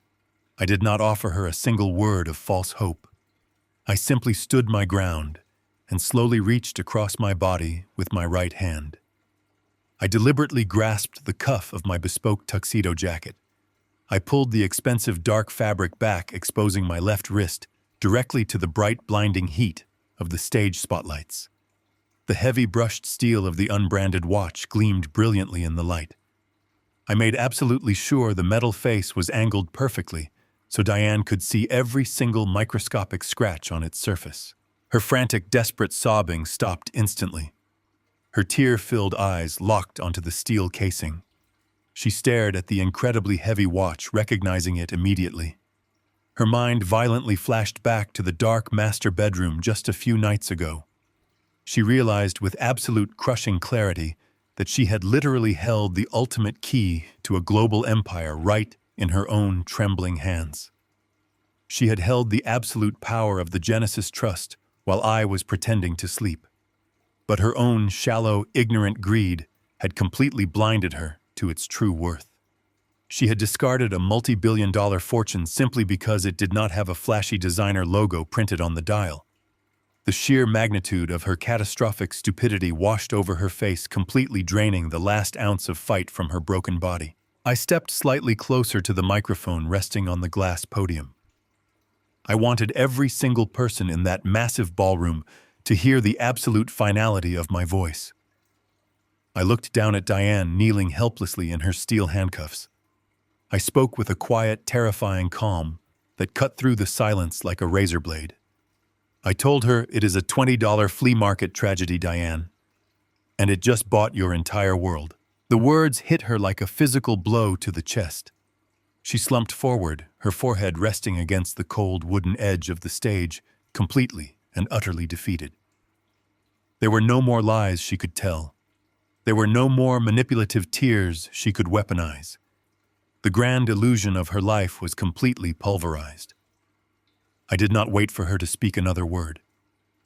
I looked over her head and made direct eye contact with the lead federal agent standing a few feet away. I gave him a single sharp, decisive nod.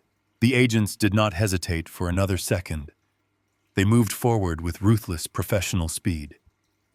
Two large men grabbed Diane by her arms and physically hoisted her off the floor. She did not struggle or fight back this time. She hung completely limp between the federal officers like a broken, discarded doll. They turned her around and marched her rapidly across the thick carpet toward the heavy brass doors where Matthew and Amanda were already waiting in custody. The security contractors pushed the massive doors wide open, exposing the cold, dark night outside the corporate tower. The agents dragged my family through the threshold and out into the waiting transport vehicles. The heavy brass doors swung shut with a loud echoing thud, sealing the ballroom perfectly. The toxic infection that had plagued my entire life was permanently gone. I turned my back to the closed doors, looked out at the silent crowd of billionaires, and prepared to rebuild my life. The wheels of the federal justice system turn with a slow, crushing inevitability. 6 months after the charity gala, the heavy wooden gavel of a federal judge slammed down, echoing loudly through a perfectly quiet courtroom. Matthew stood before the elevated bench, wearing a bright orange canvas jumpsuit instead of his imported tailored suits. The judge looked down at him with absolute professional disgust. He was officially sentenced to 5 solid years in a federal penitentiary for massive wire fraud and the interstate use of forged financial instruments. He wept openly when the final sentence was read into the permanent record. He looked back toward the wooden gallery benches, hoping to find a single sympathetic face or a reassuring nod from his family. But the gallery was completely empty. I did not attend his sentencing hearing. I had absolutely no desire to watch a broken man cry for a mercy he had never once shown to me. He had chosen his disastrous path the exact moment he picked up that heavy glass lamp and threatened my physical safety in my own living room. My role as his endless financial safety net was permanently terminated. He now spends his days working in the harsh prison laundry, folding rough cotton sheets for a few pennies an hour. He has 5 long years in a small concrete cell to reflect on the true devastating cost of his blinding arrogance. Amanda did not possess the loyalty or the basic human decency to stand by her husband during his criminal trial. The very moment the federal agents placed her in the back of the transport vehicle at the gala, she immediately turned state's evidence against my family. She accepted a brutal restrictive plea agreement simply to avoid serving a decade in a federal prison for corporate extortion. The prosecuting judge stripped her of every single luxury asset she had acquired through her marriage to Matthew. Today, the vicious woman who once sat in a bugged boardroom demanding the total cancellation of a $3 million debt works the early morning shift at a greasy roadside diner on the industrial outskirts of the city. She wears a stained polyester uniform and serves cheap black coffee to tired truck drivers just to slowly pay off her massive court-mandated legal restitution. Her fingernails are chipped, and her designer clothes have been replaced by discount store fabric. She is completely invisible to the high society she tried so desperately to conquer. Every single time she wipes down a sticky table, she is reminded of the colossal empire she arrogantly tried to steal. Diane suffered a fate far worse than federal prison for a woman entirely obsessed with public social status. She managed to avoid jail time only because her corrupt doctor took the absolute brunt of the medical fraud charges in exchange for a lighter sentence. However, the massive legal defense fees completely drained the tiny sliver of legitimate savings she possessed. The wealthy suburban neighbors she had spent 30 years trying to impress completely abandoned her overnight. She was permanently blacklisted from every single elite country club and charity board in the state. Diane now lives completely alone in a tiny subsidized studio apartment located in a highly undesirable neighborhood. There are no marble foyers or expensive crystal chandeliers in her new reality. The walls are paper thin and the plumbing constantly rattles. She spends her empty days sitting on a cheap metal folding chair, staring out a dirty window at a busy, noisy highway. She occasionally tries to call my private legal office begging for a small monthly allowance. She actually asked for the exact same $50 stipend she once threw at me. Benjamin Wright strictly intercepts every single attempt she makes to contact me.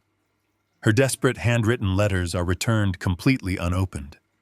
Her phone numbers are permanently blocked by the corporate telecommunications server.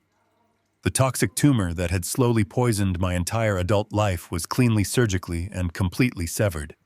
There is no lingering dramatic fallout and no messy emotional reunions. There is only the absolute cold efficiency of a permanently closed chapter. I am currently sitting in the massive executive boardroom on the top floor of the Cross Holdings skyscraper. The bright morning sun pours through the floor-to-ceiling glass windows, bathing the polished mahogany table in a warm golden light. Alexander Cross sits comfortably to my left, drinking his hot green tea. Benjamin Wright sits to my right, carefully organizing a stack of heavy legal documents. We are not discussing hostile corporate takeovers or massive real estate acquisitions this morning. We are finalizing the official operating charter for the Jonathan Reed Foundation. I am using a massive portion of my Genesis Trust dividends to establish a global medical research initiative entirely dedicated to curing aggressive vascular dementia. It is the exact devastating disease my wife and daughter-in-law had so casually tried to weaponize against me. I am taking the absolute darkest moment of my life and transforming it into a powerful beacon of undeniable hope for millions of vulnerable families. The foundation will fully fund new hospitals' research grants and support systems for the elderly. Alexander signs his name on the founding charter and slides the heavy parchment across the smooth table to me. I uncap my gold fountain pen and sign my name with perfect, sharp clarity. There are no deliberate deviations or hidden distress signals in my signature today. Every single letter is formed with the absolute genuine consent of a truly free man. I place the gold pen down on the smooth wood and lean back deeply into my comfortable leather chair. I pull back the crisp cuff of my bespoke suit jacket and look down at my left wrist. The unbranded steel watch catches the bright morning sunlight, illuminating the tiny micro-engraved serial number on the casing. For decades, this watch represented a heavy, silent burden. It was a massive, dangerous secret that required constant vigilance and endless absolute patience. It was a ticking reminder of the profound financial sacrifice my father made and the unbelievable disrespect I silently endured in my own home.